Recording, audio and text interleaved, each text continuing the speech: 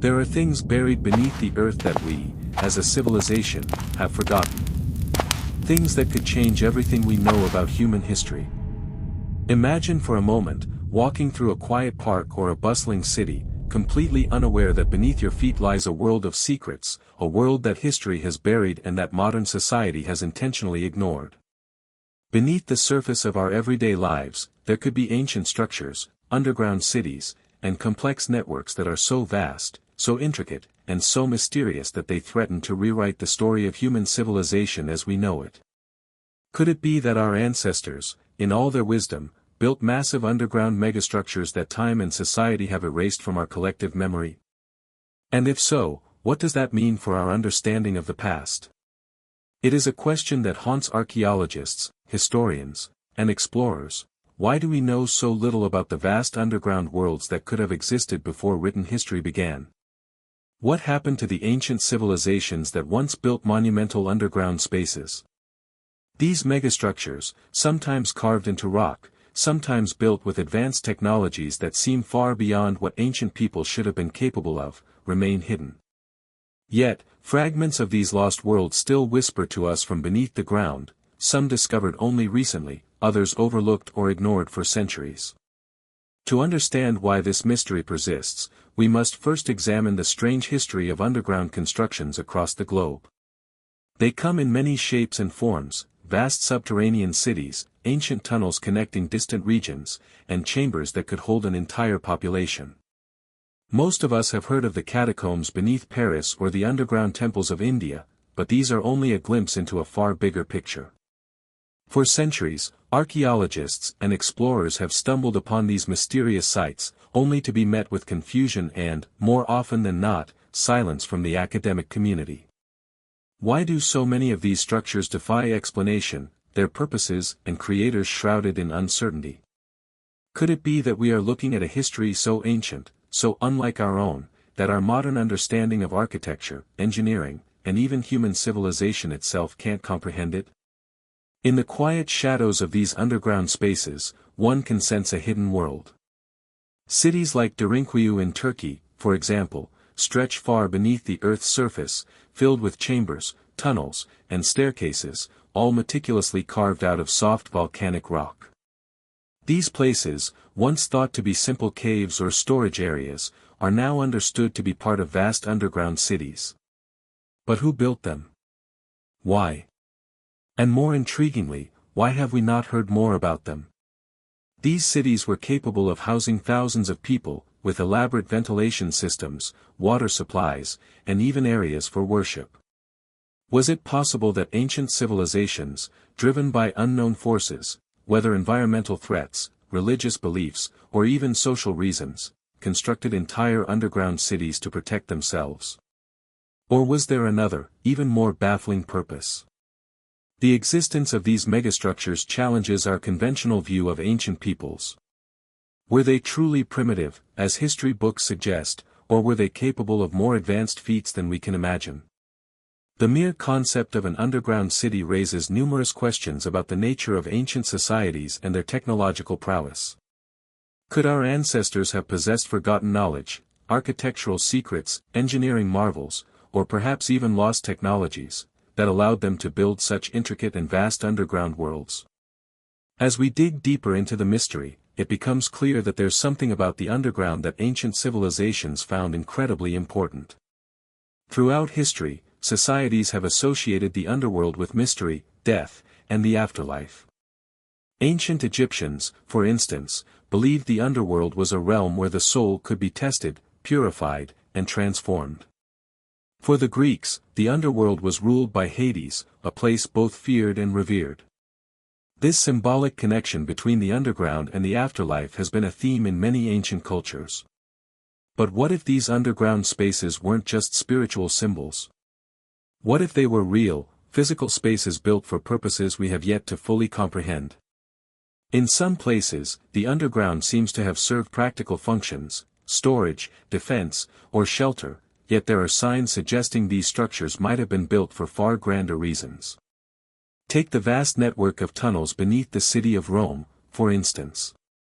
These catacombs were initially used for burial, but some believe they were also part of a larger subterranean infrastructure, possibly connected to secretive religious rites or hidden gatherings. In the catacombs, you can find intricate carvings, chambers designed with precision, and tunnels that seem to follow a pattern that doesn't quite match the randomness of typical underground formations. Were they simply burial places, or were they part of a larger, more deliberate design? Then, consider the many ancient underground structures found across the globe. From the megalithic stone cities of South America to the ancient subterranean networks in Asia, the evidence continues to mount. It's as though there's a global pattern that we are only now beginning to unravel. Was there a time in our distant past when ancient civilizations were so interconnected that they shared underground technologies and construction methods? Or is it possible that the underground world was a feature of civilizations that existed long before the ones we know today, civilizations that were so advanced they left little trace in our historical records? Could these civilizations have simply been erased, not by time, but by a deliberate attempt to suppress knowledge of them? But why would such knowledge be suppressed? And by whom? There are theories, some wild, others more plausible, that suggest this suppression has been a strategic effort. Throughout history, powerful forces have sought to control what is known and what is hidden. From ancient emperors to modern governments, those in power have often sought to rewrite history, to shape it in a way that benefits their agenda. What if the very existence of these underground megastructures, these forgotten cities, is part of a larger story that has been deliberately buried? What if the knowledge of these lost civilizations was intentionally erased to maintain the current narrative of human history? Perhaps the greatest mystery of all is why these structures have remained hidden for so long. Could it be that their discovery would reveal a far different version of human history than we've been taught? And if that is the case, what would it mean for our understanding of who we are and where we came from? Could these lost underground worlds hold the answers to questions that have long plagued humanity? Who were our ancestors? What happened to them? And most importantly, what secrets lie hidden beneath the surface of our world, waiting to be rediscovered? The more we uncover about these underground megastructures, the more we realize how little we truly know about the past. It is as if the earth itself holds memories of ancient civilizations, and these memories are just waiting for us to unearth them. The story of these lost underground worlds is not just a tale of ancient history, it is a story that is still unfolding. Every new discovery, every new excavation, adds another layer to this growing mystery. And as we dig deeper, both literally and figuratively, we come closer to understanding the true extent of what has been lost and what may still be hidden beneath our feet. This is not just about history, it is about unlocking the secrets that have been buried for millennia. It is about the possibility that the most significant part of our human story is not written in the textbooks we read, but in the tunnels and chambers beneath the Earth's surface, waiting to be found. This narrative sets the stage for a journey into the heart of forgotten underground worlds, igniting curiosity and suspense from the very first word. For centuries, humanity has been fascinated by the idea of lost civilizations, societies so advanced that they vanished without a trace, leaving behind only mysterious remnants. These civilizations were said to have existed long before our recorded history, their achievements so remarkable that they challenge everything we know about our ancestors. But what if there's more to the story than we've been told? What if these ancient cultures not only existed but also created vast underground megastructures, secretive cities and tunnels buried beneath the Earth's surface, hidden in plain sight? The idea that ancient civilizations built massive underground cities is not as far-fetched as it may seem. In fact, there are numerous examples across the globe that suggest this could be a far more widespread phenomenon than we realize. The mystery begins with the ancient maps. Some of the most puzzling artifacts ever discovered are the ancient maps that show places and features that shouldn't have existed according to conventional history. Take, for example, the Piri Reis map, an ancient nautical chart created in 1513 by the Ottoman admiral and cartographer Piri Reis.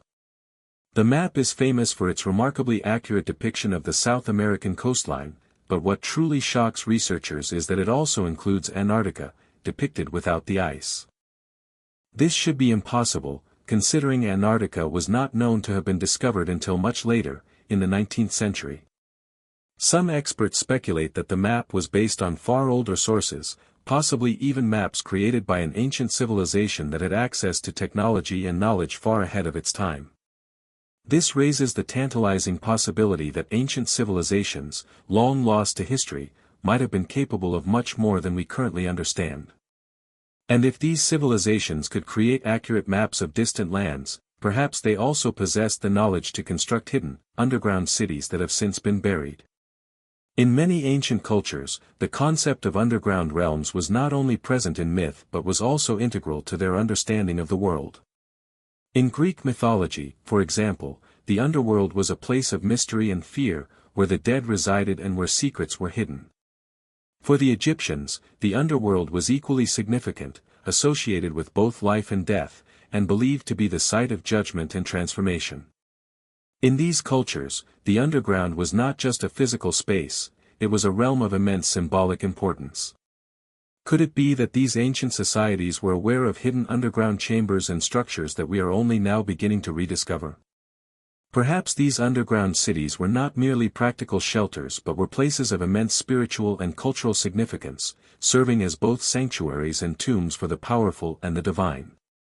Throughout history, there have been countless reports of subterranean structures, often described in terms that defy modern understanding. In the ancient world, underground tunnels and caves were frequently used as places of refuge, either from invading forces or from natural disasters like earthquakes and floods.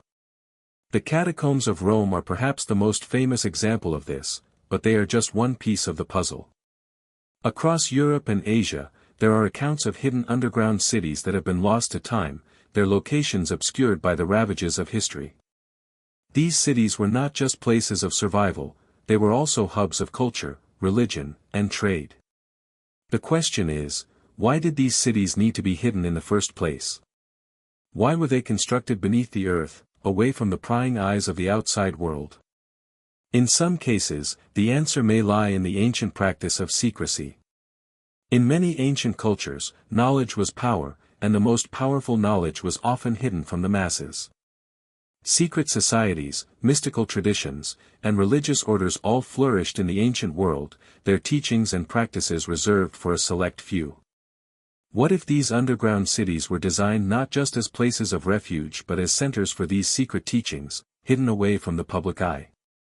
The idea that knowledge, whether spiritual, scientific, or political, was deliberately hidden from the masses is not new. Throughout history, rulers and elites have sought to control information, keeping it out of the hands of those who might challenge their authority. If such knowledge was kept secret, could it also have been guarded in these subterranean spaces, hidden beneath layers of rock and earth, where only those with the right knowledge could access it? The ancient world is filled with examples of cultures that seem to have had access to advanced technologies that were well ahead of their time. The precision with which ancient Egyptians cut and shaped massive stones, the way they aligned their pyramids with celestial bodies, and the incredible durability of their structures all point to a level of knowledge that modern technology still struggles to replicate. But the question remains, how did they achieve this? Could it be that the ancient builders had access to technologies that have been lost to history, technologies that were so advanced that they could create vast underground cities capable of withstanding the test of time? One of the most compelling pieces of evidence for the existence of these ancient underground cities comes from the discovery of sites like Derinkuyu in Turkey. This incredible underground city stretches over 60 meters below the surface and contains everything from living quarters to wells, ventilation shafts, and even places of worship. Derinkuyu was originally thought to be nothing more than a series of caves used for storage. But recent excavations have revealed that it is much more than that. It is a massive, meticulously planned city that could have housed up to 20,000 people. The engineering required to build such a complex system of tunnels, rooms, and chambers beneath the earth is staggering, yet it exists in plain sight. And what's more, Derinkuyu is not the only underground city of its kind. Similar sites have been found across the world, from the catacombs of Paris to the underground complexes in China, India, and South America. These discoveries suggest that the concept of underground cities was not an isolated phenomenon but part of a larger global tradition. But why did these cities remain hidden for so long? Why were they not discovered until recently? One possible explanation is that these cities were deliberately buried or sealed off to protect them from external threats. Ancient civilizations faced constant invasions, whether from neighboring tribes or foreign empires, and it makes sense that they would seek to protect their most valuable assets by hiding them beneath the earth. The underground cities may have been constructed as places of refuge, where the inhabitants could hide from invaders, preserving their culture and knowledge in the process. Alternatively, these cities could have been sealed off for other reasons, perhaps to protect sacred knowledge or to safeguard important religious or political figures. The idea of buried knowledge is not confined to ancient civilizations alone. Throughout history, there have been numerous accounts of lost books, scrolls, and manuscripts that have been hidden away or destroyed by powerful institutions. From the Library of Alexandria to the Dead Sea Scrolls, history is filled with examples of knowledge that was deliberately hidden or lost. The same could be true of the knowledge that allowed ancient civilizations to build their underground cities. What if the knowledge of how to construct these massive subterranean structures was deliberately concealed, perhaps by a select few who understood the power of the underground and wanted to keep it from the public? What if these cities were not simply built for protection, but as part of a grander scheme to preserve and protect knowledge that was considered too powerful or dangerous for ordinary people to access? As we continue to uncover these hidden cities, the mystery deepens. With each new discovery, we are forced to confront the possibility that our understanding of ancient history is fundamentally flawed. These underground megastructures are not just remnants of forgotten civilizations, they are evidence of a global network of advanced cultures that existed long before the rise of modern civilization. But why were these civilizations erased from history? Was it a deliberate attempt to suppress knowledge, or did these societies simply fade into obscurity over time, leaving behind only the faintest traces of their existence? And more importantly, what does it mean for us today? If we can uncover the secrets of these underground cities, what other lost knowledge might we find buried beneath the Earth's surface? The mystery of these underground megastructures is far from solved, but each discovery brings us one step closer to understanding the true history of humanity. As we dig deeper, both literally and figuratively, we may uncover not just lost cities but lost knowledge, knowledge that could change everything we thought we knew about our past, our future, and our place in the world. The concept of hidden worlds beneath the earth is not just a modern fascination, it's something that has intrigued cultures throughout history. Many ancient societies, across continents, left behind clues pointing to underground structures of immense scale, purpose, and sophistication. Yet, for much of history, these subterranean spaces have been largely ignored or dismissed as mere curiosities or afterthoughts. Some archaeologists and historians have even gone as far as to claim that these underground cities and structures were simply products of imagination or exaggerated stories passed down through the ages. But could these dismissals be missing something profound? Could these ancient underground spaces be part of a much larger and more complex reality that we've yet to fully grasp? One of the most compelling pieces of evidence that underground cities and complexes were not just the stuff of legend comes from the sites that have been uncovered in recent decades. Take, for instance, the underground city of Derinkuyu in Turkey. Thought to be nothing more than a small set of caves, the site has revealed itself to be an extensive network of rooms, tunnels, and chambers, stretching over 60 meters below the surface. This massive underground complex is capable of housing up to 20,000 people, complete with ventilation shafts, wells, and even places of worship. It's a staggering discovery that raises more questions than it answers. Who built it? Why was it built to such a vast scale? And what kind of knowledge or technology would have been required to carve such a structure into solid volcanic rock? But Derinkuyu is far from unique. All around the world, archaeologists have discovered similar underground sites, each one more puzzling than the last. In the southern region of Turkey, there are at least 36 other underground cities, some of which are connected to one another through an intricate network of tunnels. These tunnels are not just random passages, they are part of a well-planned and engineered system designed to serve a purpose far beyond mere shelter. The sheer scale and complexity of these underground cities suggest that the people who built them had advanced knowledge of architecture, engineering, and urban planning, knowledge that modern archaeologists are only beginning to understand. In other parts of the world, there are similar underground wonders. The catacombs of Paris, for example, stretch beneath the city in an elaborate network of tunnels that were originally created as a solution to the city's overflowing cemeteries. Over the centuries, however, the catacombs have become a source of intrigue, not only for their eerie atmosphere but also for the complexity of their design. Beneath the city of Rome, there are miles of tunnels and chambers that have been used for centuries for a variety of purposes, including burial, refuge, and religious practices.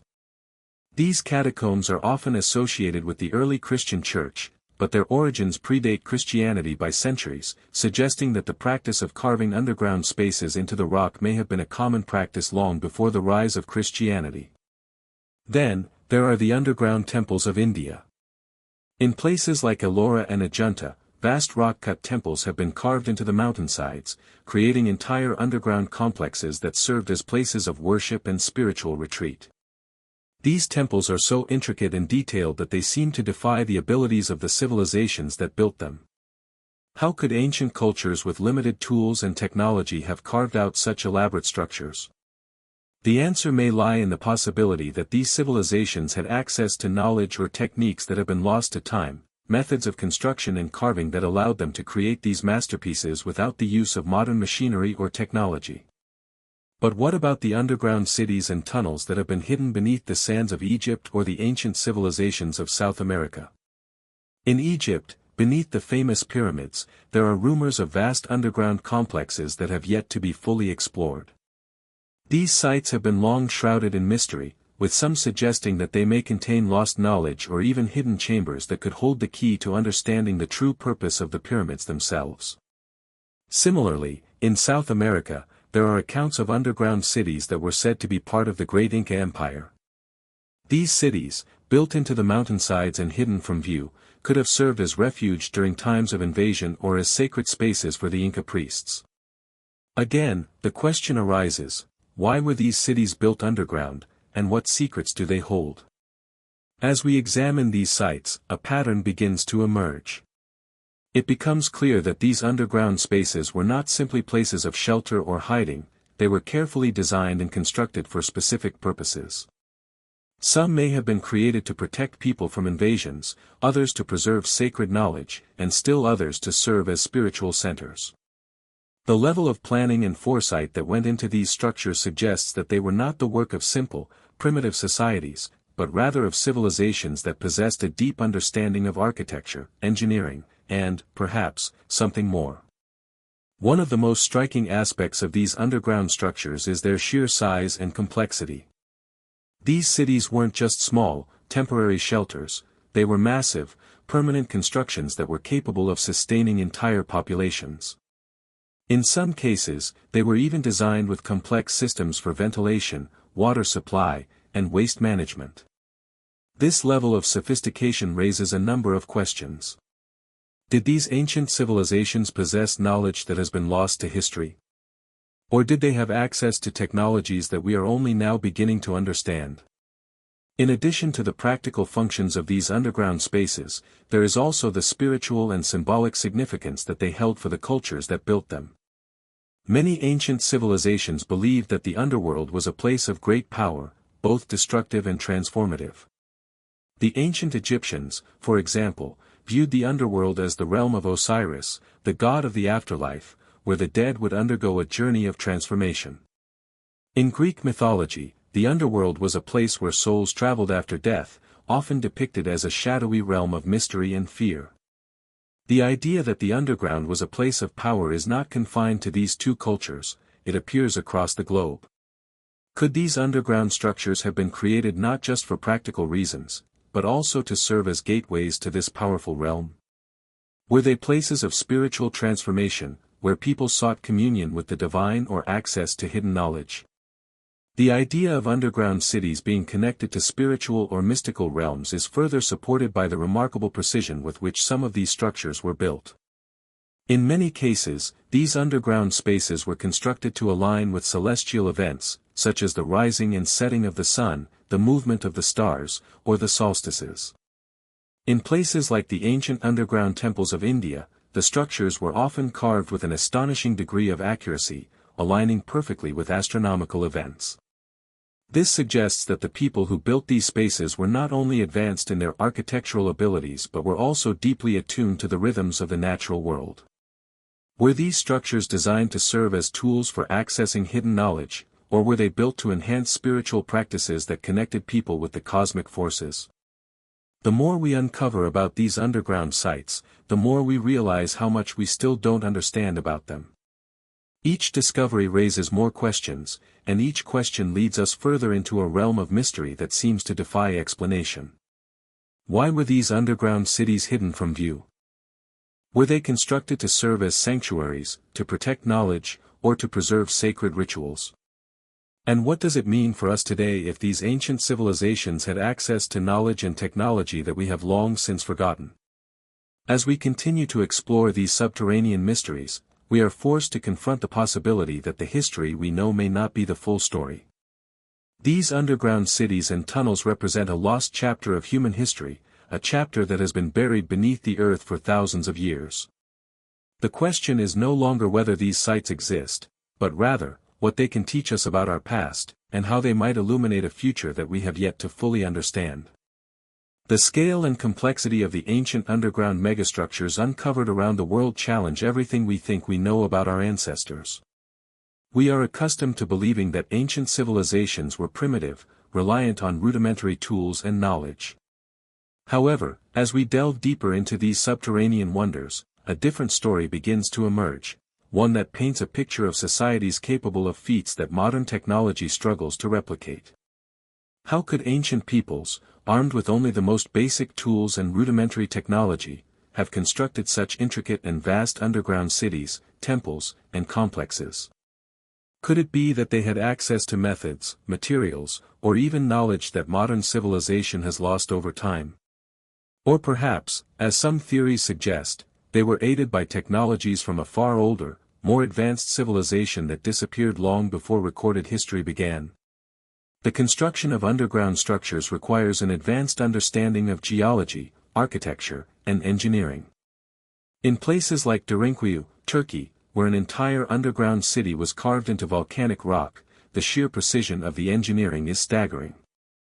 The tunnels are wide enough to accommodate people and animals, while ventilation shafts ensure that the air remains breathable even as it stretches hundreds of feet underground. This is no simple cave system, it is a purpose-built, multi-level city with designated areas for living, worship, food storage, and even defense. The rooms are designed to be sealed off if needed, with large stone doors that could block entire passages to protect the inhabitants.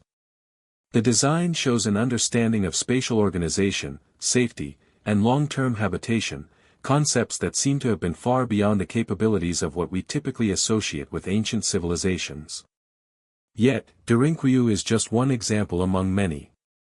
Across the globe, similar underground systems have been uncovered in places like the catacombs of Paris, the underground cities of Cappadocia, and the mysterious subterranean networks beneath the Inca civilization in South America. Each of these sites exhibits a remarkable level of architectural and engineering skill.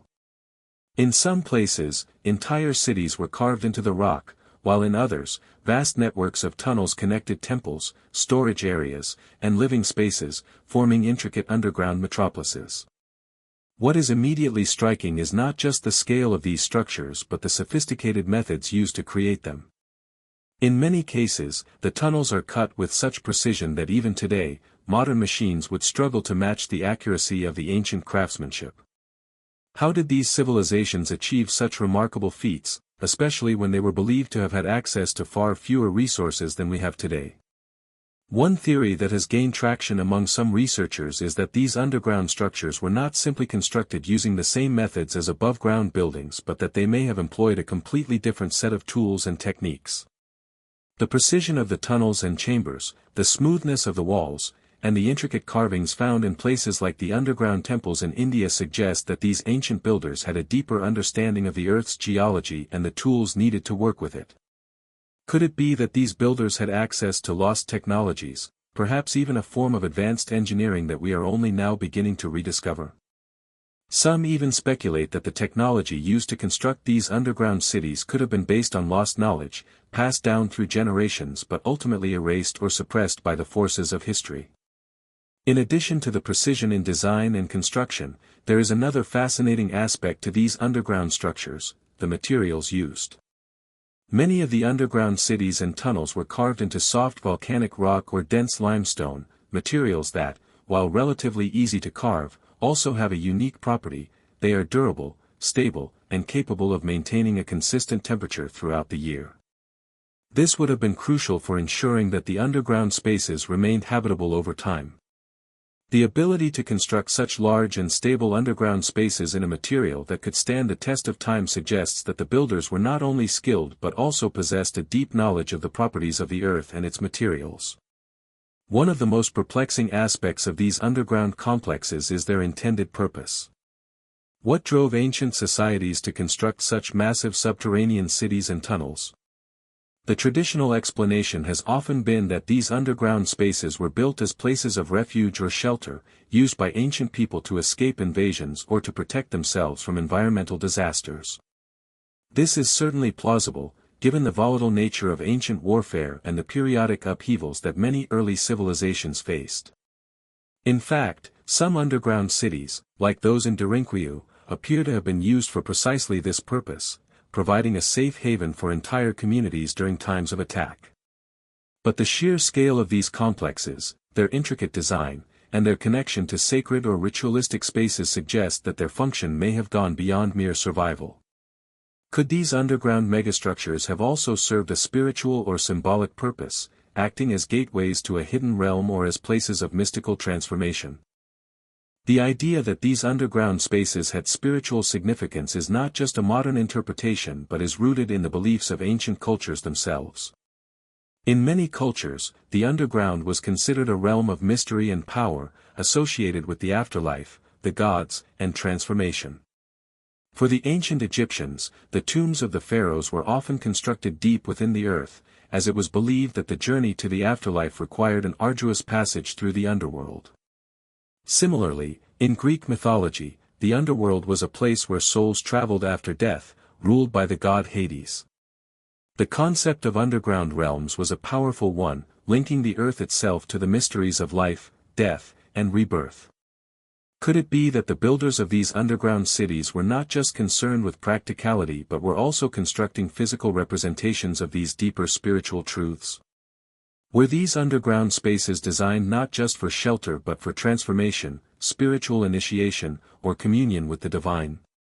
The connection between underground spaces and spirituality is particularly evident in places like the underground temples of India. These temples, such as those found at Ellora and Ajanta, were carved directly into the rock and were often aligned with celestial events such as solstices or lunar cycles. The precision with which these temples were built suggests that the people who created them were not only skilled architects but also deeply attuned to the natural rhythms of the earth and the cosmos. Many of these temples were constructed as places of worship, but they were also used for meditation and spiritual practice, designed to foster a sense of connection with the divine. Could it be that the underground spaces served as conduits for spiritual energy, amplifying the connection between the earth and the heavens?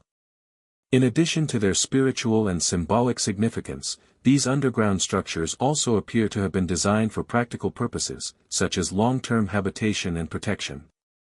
The advanced ventilation systems found in places like Derinkuyu, which allowed fresh air to circulate deep underground, suggest that the builders had a sophisticated understanding of air flow and climate control.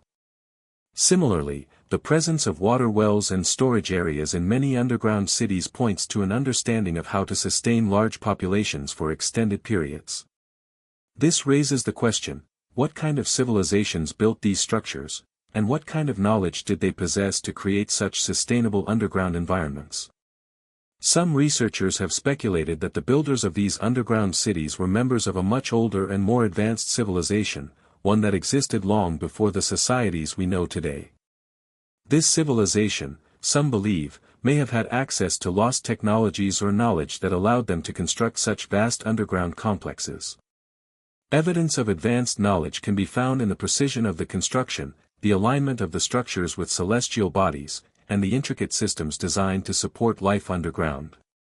It is possible that this ancient civilization possessed tools or methods that have been lost over time, leaving only these mysterious underground structures as a testament to their achievements.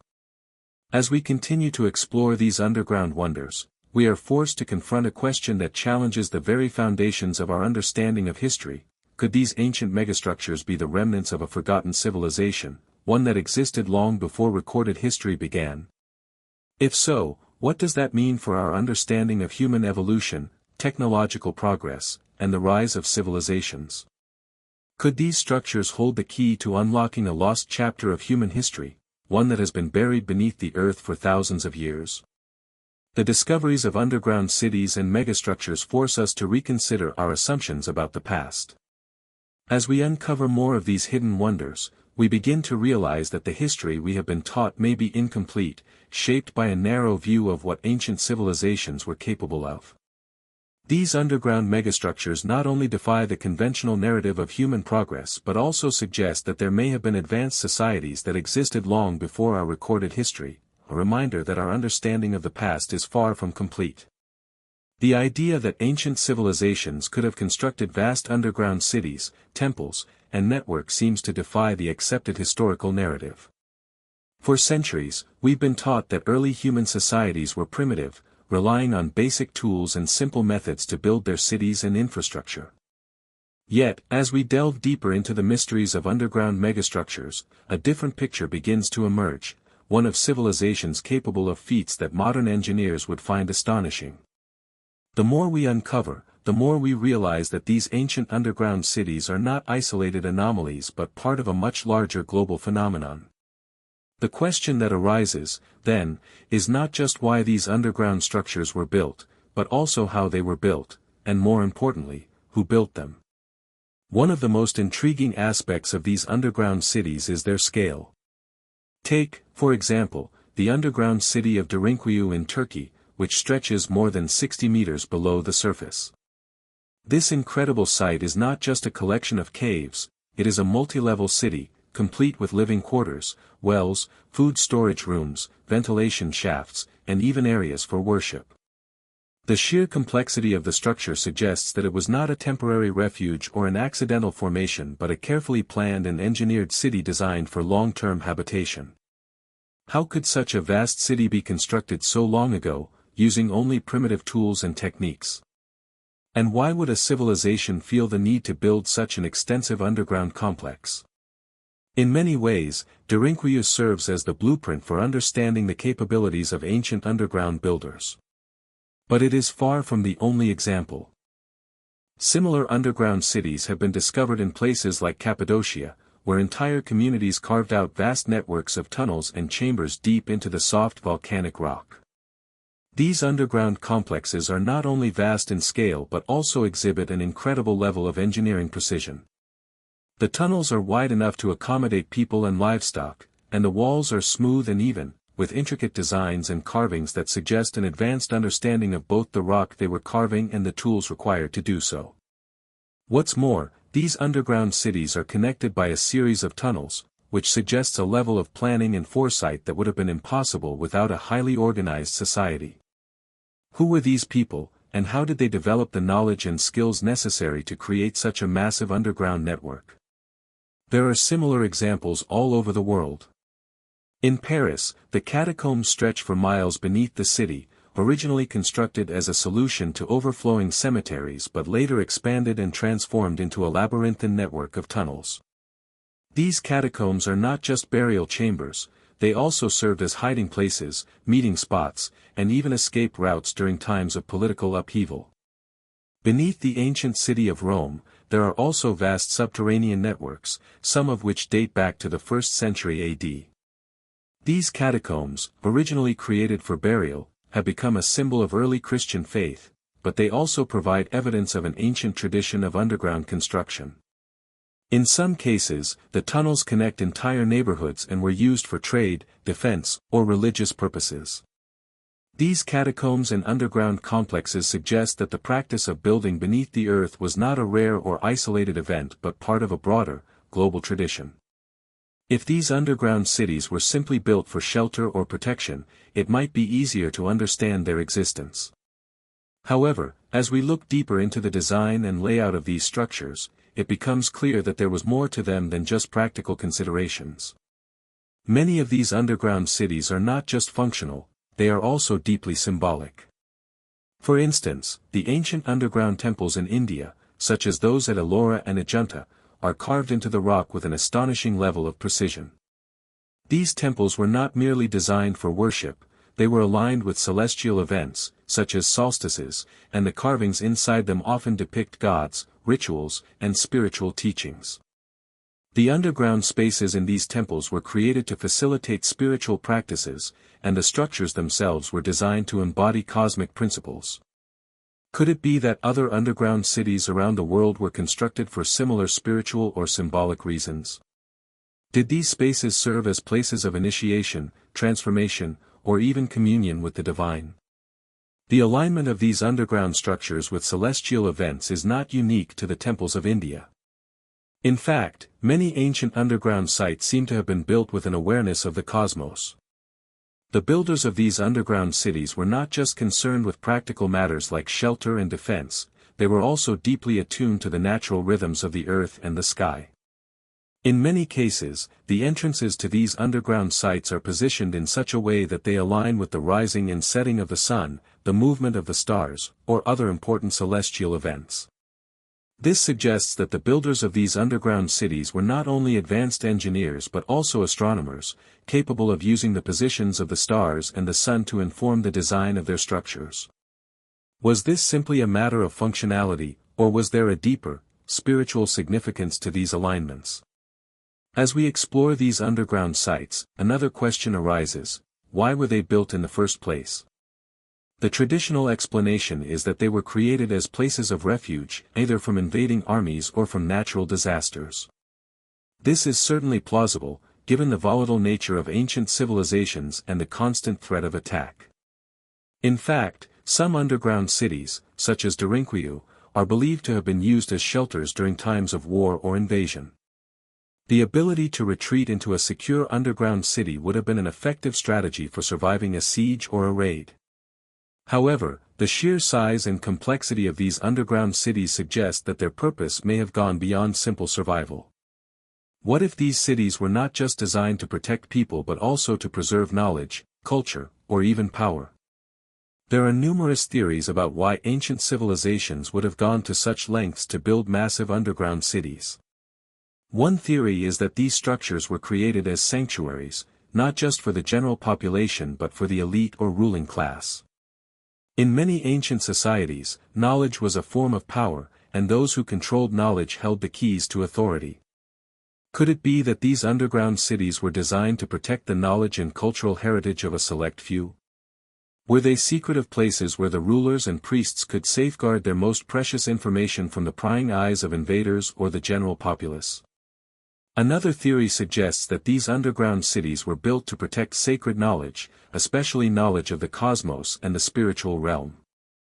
Throughout history, many ancient cultures have believed that certain knowledge was too powerful or dangerous to be shared with the masses. In some cases, this knowledge was hidden away in secret temples, libraries, or sacred spaces, accessible only to a select few. It's possible that the builders of these underground cities sought to protect this kind of knowledge by creating spaces that were physically hidden from the outside world.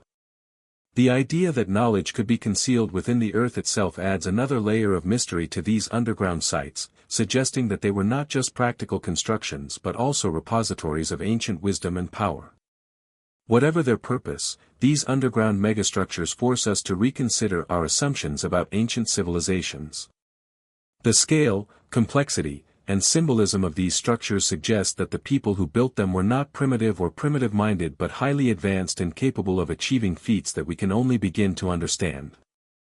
These structures challenge the traditional view of history and open up the possibility that there were ancient civilizations whose achievements were far beyond what we've been led to believe, whose knowledge and technologies were lost to time, perhaps deliberately erased by forces that sought to suppress them. In exploring these underground cities, we are not just uncovering the remnants of forgotten civilizations, we are uncovering a deeper truth about the capabilities of humanity. These structures represent more than just a mystery, they represent a window into a past that may be far more complex, advanced, and enigmatic than we have ever imagined. What does it mean for our understanding of history if these underground cities were not isolated anomalies but part of a much larger global tradition? Could it be that the civilizations that built these underground structures were not the first to use such advanced knowledge and technologies, but rather the inheritors of an even older, lost civilization? The discovery of ancient underground megastructures has profoundly altered the way we view the past. These intricate subterranean cities, temples, and tunnels are not just impressive feats of engineering but also serve as an undeniable testament to the advanced capabilities of ancient civilizations. Yet, for all their remarkable qualities, these underground spaces have long been overlooked or dismissed by mainstream historians and archaeologists. For centuries, the idea of vast, subterranean networks, some stretching for miles beneath the surface, was considered little more than myth or folklore. But with each new excavation, the evidence mounts, suggesting that these underground wonders were more than mere legends, they were real, purposeful constructions created by ancient peoples who understood far more about the earth and the forces at play within it than we ever imagined.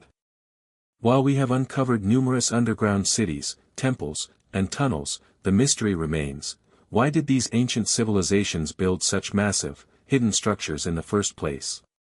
What drove them to carve vast networks beneath the earth? And why are these sites so remarkably well preserved, standing the test of time while much of the above-ground world has crumbled away? One possibility is that these underground spaces served a highly practical function: shelter.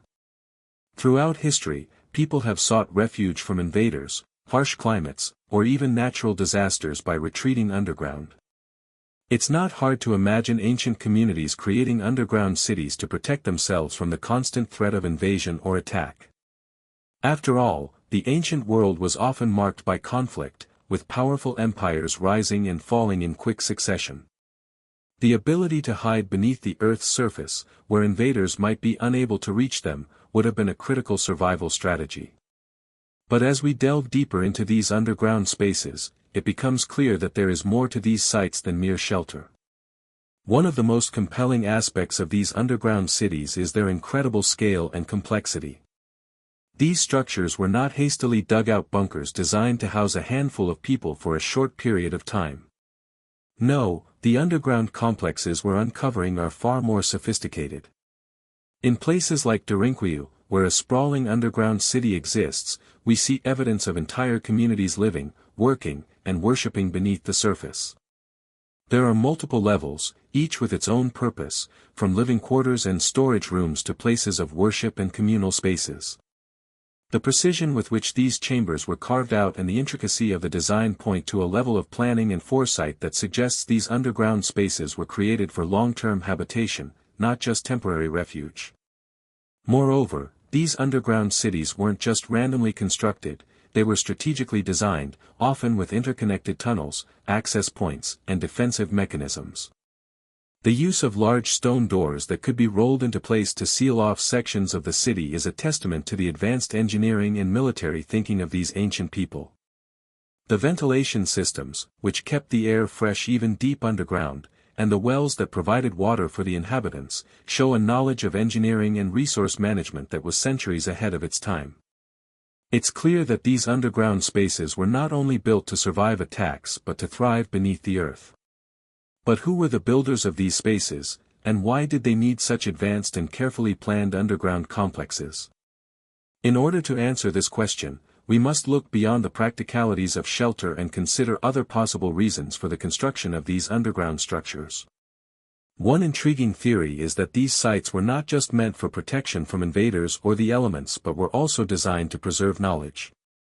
Throughout history, we've seen that powerful knowledge, whether it be religious, scientific, or political, has often been jealously guarded by the ruling elite. In many ancient civilizations, knowledge was considered a form of power, and those who controlled it held the key to their dominance. It is not hard to imagine that, as ancient civilizations developed advanced technologies, philosophies, and spiritual practices, they may have sought to protect this knowledge from falling into the wrong hands. In this sense, the underground cities may have served as secret repositories of sacred knowledge, preserved not just in books or scrolls but within the very architecture of the cities themselves. This theory is further supported by the spiritual and symbolic significance that many of these underground structures seem to carry. Throughout ancient history, the underground was often associated with the realm of the gods, the afterlife, or other mystical dimensions. In ancient Egypt, for example, the tombs of the pharaohs were built deep within the earth, where it was believed that the dead would undergo a spiritual transformation before reaching the afterlife. Similarly, in Greek mythology, the underworld was the domain of Hades, the god of the dead, and a place where souls journeyed after death. In these cultures, the underground was seen as a place of mystery and transformation, a place where the boundaries between life and death, the mortal and the divine, could be crossed. Could it be that the builders of these underground cities were not only seeking protection but were also constructing sacred spaces meant to facilitate spiritual transformation or connection with the divine? This connection between the underground and the spiritual realm is further evidenced by the intricate design and alignment of many of these structures. In places like the ancient underground temples of India, the structures were carved directly into the rock with astounding precision, often aligning with celestial events such as solstices and equinoxes. The fact that these temples were designed to align with astronomical events suggests that their builders were not only highly skilled engineers but also deeply attuned to the natural world. These temples were more than just places of worship, they were also instruments of cosmic harmony, aligning the earth with the stars and the heavens. In this sense, the underground structures may have been designed not only to protect people from physical threats but to help them connect with the greater spiritual forces of the universe. As we continue to explore these underground structures, one question that arises is, why were they kept hidden for so long? If these structures were created for such advanced purposes, whether for shelter, preservation of knowledge, or spiritual transformation, why did they remain buried beneath the earth for centuries, if not millennia? The answer may lie in the very forces that caused these civilizations to retreat underground in the first place. As mentioned earlier, ancient civilizations were often subject to invasion, destruction, and upheaval. Powerful empires rose and fell, and knowledge was lost or hidden as a result of war, conquest, and the ravages of time. Perhaps these underground cities were sealed off deliberately, either to protect their contents from destruction or to safeguard the sacred knowledge they contained. It's possible that the builders of these underground spaces deliberately concealed their cities, leaving no trace of their existence to prevent them from falling into the wrong hands. Or perhaps, as empires fell and new societies rose, the knowledge of these underground cities was simply lost over time, buried beneath layers of earth and history. Another possibility is that these underground spaces were abandoned because the knowledge they preserved was no longer needed or relevant.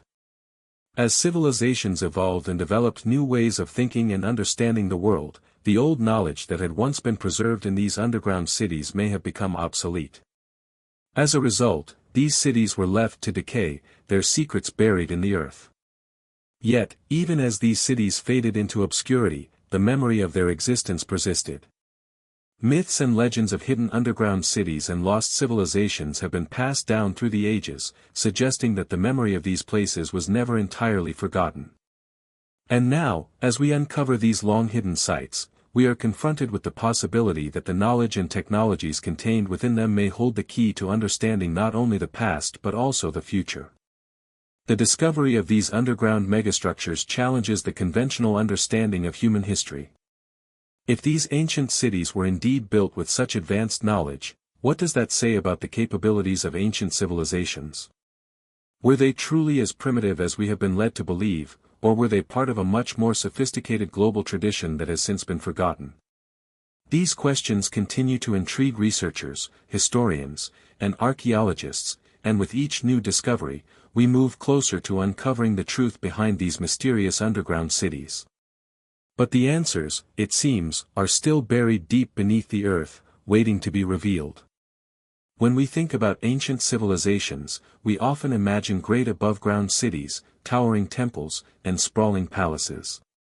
We think of impressive feats of architecture such as the pyramids of Egypt, the ziggurats of Mesopotamia, or the colossal stone statues of Easter Island. But what if some of the most advanced achievements of these civilizations were not located above the surface at all? What if they were hidden underground, lying just beneath our feet, waiting to be rediscovered? As we uncover these subterranean marvels, it becomes clear that many of them were not simply utilitarian structures, designed to serve basic human needs. Instead, they appear to have been built with a deeper purpose, one that transcends mere survival. Take, for instance, the underground cities of Cappadocia in Turkey. These vast subterranean networks are carved into the soft volcanic rock of the region and stretch for miles beneath the surface. They were not just temporary shelters or hiding places, but full-fledged cities, capable of housing thousands of people.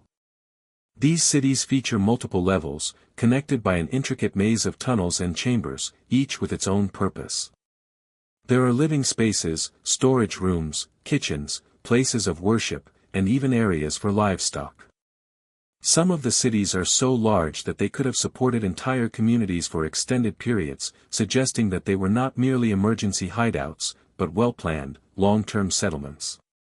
The precision with which these underground cities were constructed indicates a sophisticated understanding of engineering, architecture, and urban planning, knowledge that seems to have been far beyond the capabilities of the time. The sheer scale of these underground cities raises several questions. Who were the builders, and why did they go to such lengths to create such elaborate subterranean complexes? Some researchers believe that these underground cities were built as a response to the frequent invasions and wars that plagued the region. The ability to retreat underground during times of attack would have been a powerful defensive strategy. However, this explanation, while plausible, doesn't fully account for the complexity and sophistication of the structures. After all, these cities were not just designed to provide shelter during a siege.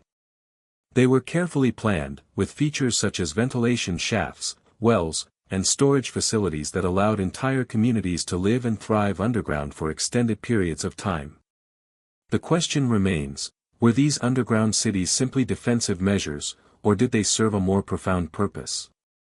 One possible answer lies in the spiritual and symbolic significance of the underground. Throughout history, many cultures have associated the underground with the realm of the gods, the afterlife, and the mysteries of the cosmos. In ancient Egypt, for example, the tombs of the pharaohs were built deep within the earth, where it was believed that the dead would undergo a transformative journey before reaching the afterlife. The ancient Greeks, too, believed in an underworld, ruled by the god Hades, where souls traveled after death. In these and many other ancient cultures, the underground was seen as a place of mystery, power, and transformation. Could it be that the builders of these underground cities saw them not just as places of refuge but as sacred spaces, meant to connect the living with the divine or the spiritual realm?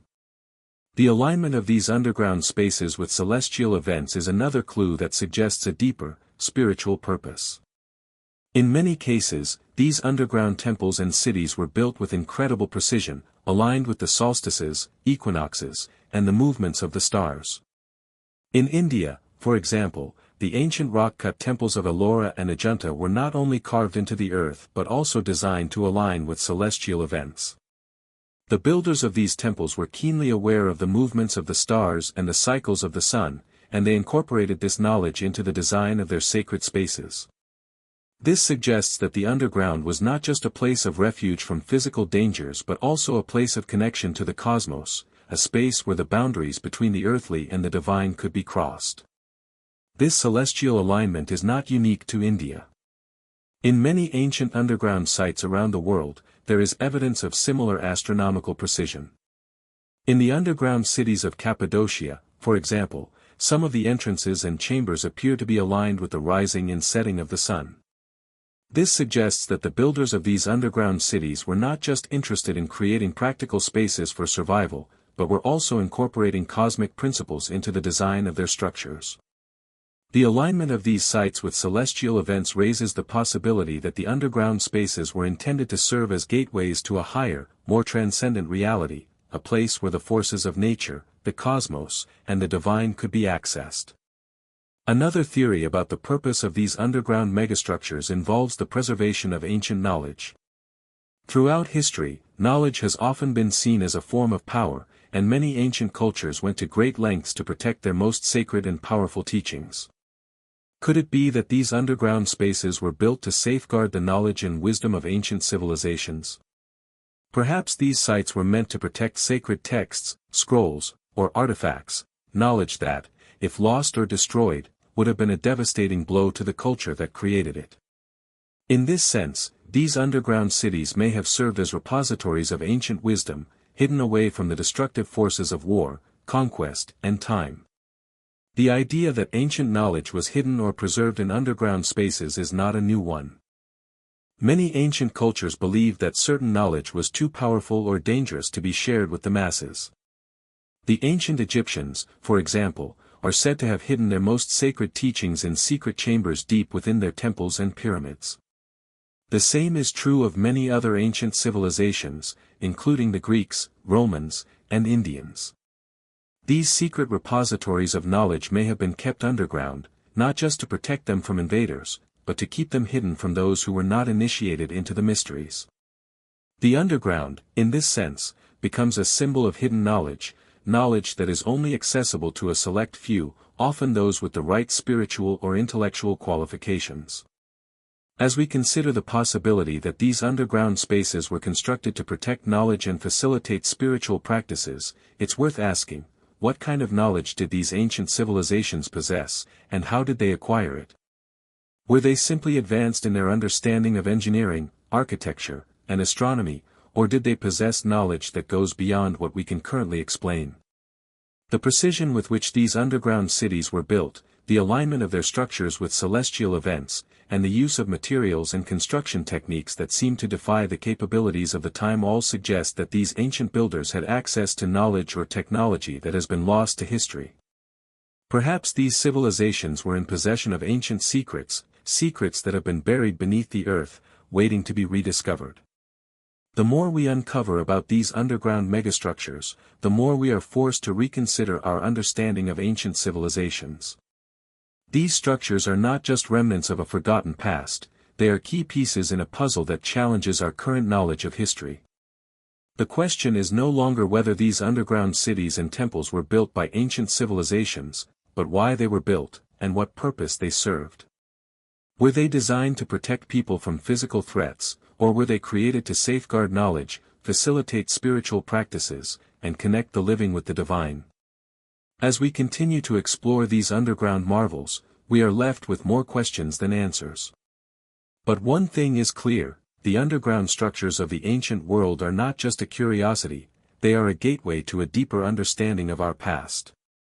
And as we dig further into the mysteries of these hidden spaces, we may uncover not only the lost history of ancient civilizations but also the secrets of the cosmos itself. The more we delve into the ancient underground megastructures, the more baffling and mysterious they seem. At first glance, these structures appear to be little more than vast networks of tunnels and chambers, often hidden deep beneath the Earth's surface, their very existence remaining unknown for centuries. However, as researchers and archaeologists uncover more of these subterranean wonders, a striking pattern begins to emerge. These structures were not only built with incredible precision but with a depth of knowledge and purpose that challenges everything we think we know about ancient civilizations. Were these ancient people simply skilled engineers, or were they tapping into a lost, almost forgotten set of technologies, wisdom, and cultural practices that have long since disappeared from the historical record? Take, for example, the ancient underground city of Derinkuyu in Turkey. It's a vast labyrinth, extending more than 60 meters below the Earth's surface, with multiple levels that house everything from living quarters to food storage and even places of worship. The engineering required to carve such an enormous complex into volcanic rock is mind-boggling. The precision with which the tunnels and chambers were carved, the intricate ventilation systems that ensured fresh air deep underground, and the ingenious method of sealing off sections of the city with large stone doors all point to a civilization that understood the principles of engineering, architecture, and urban planning on a much deeper level than we would expect. But the question remains, how did these ancient people accomplish this feat, and why? What drove them to create such an elaborate, long-lasting, and multi-purpose underground city? One theory is that these underground cities were built for protection during times of war or invasion. In an age of constant warfare, having a safe haven where people could retreat when under attack would have been a necessity for survival. Durinkwu, for example, is thought to have been used as a refuge during the invasions of various empires. The design of the city, with its numerous levels, secure rooms, and stone doors, suggests that it was meant to provide safety for large numbers of people during times of crisis. But while the defensive capabilities of these cities are undeniable, it seems unlikely that such an elaborate and complex underground structure would have been built solely for this purpose. The sheer scale of the undertaking points to a civilization that was thinking not just of survival but of long-term habitation and sophisticated urban planning. Furthermore, the fact that these underground cities were often equipped with storage rooms, kitchens, and even places of worship raises a new question: were these places of refuge merely temporary hideaways, or did they serve as permanent homes for entire communities? If these cities were built to house people for extended periods of time, then the need for food storage, water supply, and living spaces becomes even more apparent. The discovery of ventilation shafts and wells suggests that these underground cities were not just temporary shelters but carefully planned communities, designed to support life over long periods. The existence of religious or ceremonial spaces also suggests that these cities were not merely utilitarian in nature but served as centers for culture and spiritual life as well. What kind of society would have had the resources and the will to build such a complex and sustainable underground city, and what were their motives? The answer may lie in the possibility that these underground cities were not just built for physical protection but for spiritual or symbolic purposes as well. The underground, in many ancient cultures, was associated with the afterlife, with hidden knowledge, and with divine forces. It was seen as a sacred realm, a place where the boundaries between the earthly and the spiritual worlds could be traversed. In ancient Egypt, for example, the tombs of the pharaohs were constructed deep underground, as it was believed that the journey to the afterlife required a passage through the underworld. Similarly, the ancient Greeks believed in an underworld, ruled by the god Hades, where souls journeyed after death. Could it be that the builders of these underground cities saw them as a gateway to a higher spiritual realm, a place where they could connect with the divine or access hidden knowledge? In fact, many of these underground cities appear to be aligned with celestial events, such as the solstices and equinoxes. The precision with which these sites were constructed suggests that the builders were not only advanced in engineering and architecture but also had a deep understanding of astronomy.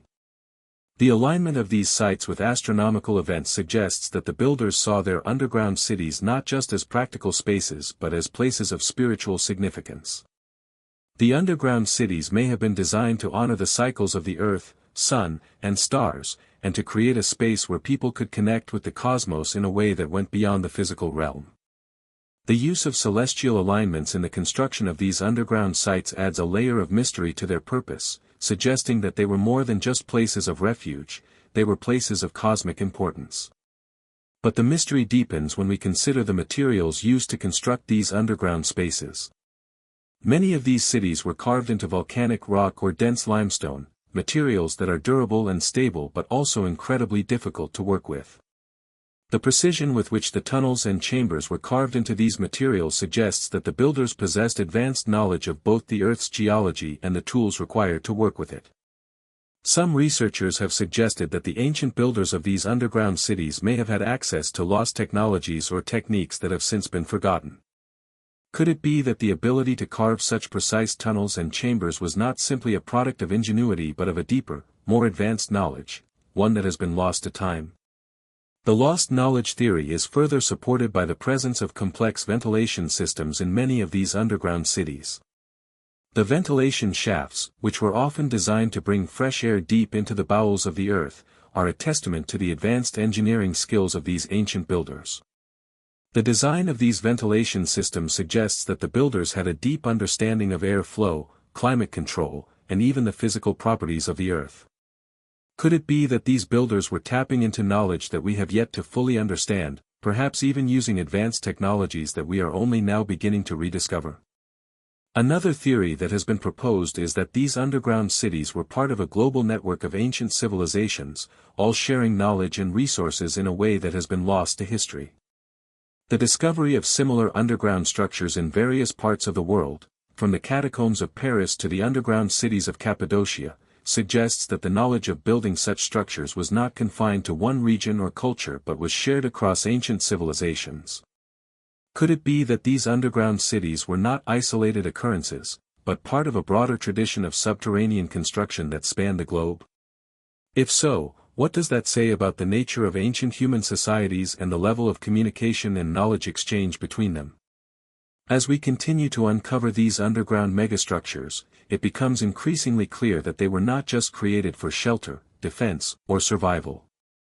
These underground cities were carefully planned, constructed with advanced knowledge and techniques, and aligned with celestial events in a way that suggests they had a deeper, more spiritual purpose. Whether they were designed to serve as places of refuge, repositories of knowledge, or gateways to the divine, the underground cities of the ancient world force us to reconsider our understanding of ancient civilizations. Could it be that these underground megastructures hold the key to unlocking a lost chapter of human history, a chapter that has been hidden beneath the earth for thousands of years? The more we learn about these subterranean wonders, the more we are confronted with the possibility that our understanding of ancient human history is incomplete. These underground cities are not just relics of a bygone era, they are evidence of advanced civilizations whose knowledge, technologies, and spiritual practices were far more sophisticated than we have ever imagined. As we continue to explore and uncover these underground marvels, we may finally begin to understand the true scope of ancient human achievement, and the hidden history that has been buried beneath the earth for millennia. As we continue to explore the phenomenon of ancient underground megastructures, one of the most perplexing aspects that emerge is the sheer consistency of their advanced engineering, spread across various cultures and geographical locations. These underground cities, temples, and networks suggest that ancient civilizations may have shared more than just trade routes or cultural exchanges, they may have shared an entire knowledge system that extended beneath the earth itself. The question that arises from this is, how could such disparate civilizations, separated by vast distances and time, have developed such similar, intricate underground systems? What does this say about the level of knowledge and technological sophistication that may have existed in the ancient world, and why is it that we are only now beginning to uncover these hidden marvels? While there are hundreds of examples of ancient underground megastructures around the world, it's important to focus on the striking similarities between them. These structures were not built hastily or as temporary refuges, they were sophisticated, long-term habitats designed with advanced engineering principles. Take, for instance, the underground cities found in Turkey's Cappadocia region. The underground complexes, such as Derinkuyu, stretch deep into the earth, with tunnels and chambers spanning several levels, connected by a network of carefully engineered pathways. These sites, while located in vastly different parts of the world, share numerous similarities with similar structures found in Egypt, India, and even the Americas. The common thread between these structures is their incredible precision, complexity, and the deliberate use of space to maximize functionality. In the case of Derinkuyu, the city is carved into volcanic rock, an incredibly difficult material to work with. Yet the inhabitants of this ancient city somehow managed to create an intricate network of tunnels, chambers, wells, and ventilation systems that allowed entire communities to live underground for extended periods of time. The city is divided into several levels, each designed for specific purposes, from living quarters to places of worship and storage rooms. The sheer scale and sophistication of these underground cities suggest that the builders had access to advanced tools and knowledge that modern engineers would still find difficult to replicate. One of the most remarkable aspects of these underground cities is their ventilation systems. Despite being located several levels underground, these cities managed to maintain fresh air throughout their vast tunnels and chambers, thanks to an intricate system of shafts and channels that brought in air from the surface. This is a remarkable feat of engineering, especially when considering that the cities were built thousands of years ago. The builders of these cities clearly understood the principles of airflow and temperature regulation, concepts that were not commonly known to ancient civilizations. How did they achieve this? Were they simply ingenious in their use of available materials, or is there a deeper, more profound knowledge of the natural world that we are only beginning to understand? The existence of these advanced ventilation systems suggests a level of sophistication that goes beyond mere survival tactics. These systems were not just designed to provide fresh air, they were designed to maintain a livable environment, enabling entire communities to thrive underground for months, or even years, at a time. This raises the question, why would these ancient civilizations go to such lengths to create underground cities with such elaborate systems of ventilation, water supply, and food storage? The answer may lie in the possibility that these cities were not simply created for refuge during times of war or invasion but were built as part of a much broader cultural and spiritual tradition. Many ancient civilizations regarded the underground as a sacred space, a place where the boundaries between the physical world and the spiritual realm could be traversed. In many cultures, the underground was associated with the afterlife, the gods, and hidden knowledge. In ancient Egypt, for example, the tombs of the pharaohs were constructed deep within the earth, where it was believed that the soul of the deceased would undergo a transformation before reaching the afterlife.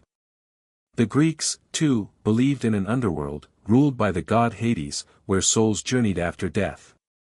The idea of the underground as a sacred realm is not limited to these two cultures, but is a theme that recurs throughout human history. Could it be that these ancient underground cities were designed not just for practical purposes, but as sacred spaces where the living could connect with the divine, or where hidden knowledge could be preserved?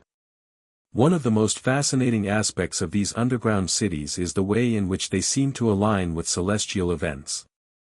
Many of these structures are not just simple underground shelters, they are carefully designed to align with the movements of the stars, the sun, and the moon. The alignment of these structures with celestial bodies suggests that their builders had a sophisticated understanding of astronomy and the cycles of nature. In some cases, the entrances to these underground cities and temples are positioned in such a way that they align with the rising or setting of the sun during key events, such as the solstices or equinoxes. This kind of celestial alignment is not just an aesthetic feature, it is a deliberate design choice that reflects the spiritual and cosmic significance of these sites. In some cases, the underground spaces themselves seem to be designed to facilitate spiritual practices or rituals. For example, many of the underground temples found in places like India and Egypt are carved with intricate symbols and reliefs that represent gods, deities, and celestial beings. These carvings often depict scenes of creation, death, and rebirth, suggesting that the underground was seen as a space where these cosmic cycles could be enacted or experienced. The design of these underground spaces, whether in the form of chambers, tunnels, or sanctuaries, reflects a deep understanding of the symbolic and spiritual significance of the earth itself. This connection between the underground and the cosmos raises intriguing possibilities about the nature of ancient knowledge. Could it be that these underground megastructures were not just a reflection of practical engineering but of a far deeper, more profound understanding of the natural world? Were the builders of these cities aware of cosmic forces, such as the movement of the stars and the changing of the seasons, in a way that we have only begun to comprehend? The alignment of these sites with celestial events suggests that these ancient civilizations were not just advanced in their engineering skills, but also in their spiritual and philosophical understanding of the universe. As we continue to uncover these ancient underground sites, we are forced to confront a troubling question: why were these cities hidden from history for so long? The idea of underground megastructures, such as those found in Turkey, Egypt, or India, seems almost too fantastical to be true. And yet, with each new discovery, it becomes increasingly difficult to deny the reality of these sites. The fact that these structures were so carefully hidden, either by their builders or by natural forces, suggests that there was something about them that the world was meant to forget. Could it be that these underground cities were deliberately concealed to protect the knowledge and spiritual practices they contained? If so, what was the knowledge they held, and why was it considered so important that it needed to be hidden away from the world? There are many theories about why these underground cities were concealed, ranging from the idea that they were protected from invaders to the possibility that they contained dangerous knowledge that could not be allowed to fall into the wrong hands. One theory suggests that these underground cities were built to preserve ancient wisdom, knowledge that was so powerful, so transformative, that it had to be kept hidden from the masses. Another theory is that these cities were built as places of spiritual initiation, where individuals could undergo transformative rituals and access hidden knowledge about the universe. Whatever the reason, the fact that these cities were hidden for so long only adds to their mystique and raises the stakes for uncovering their true purpose. As we continue to unravel the mysteries of these underground megastructures, one thing is clear: they are far more than just relics of an ancient past. They are evidence of an advanced, sophisticated understanding of the world, one that combined engineering, astronomy, and spiritual knowledge in ways that we are only beginning to understand.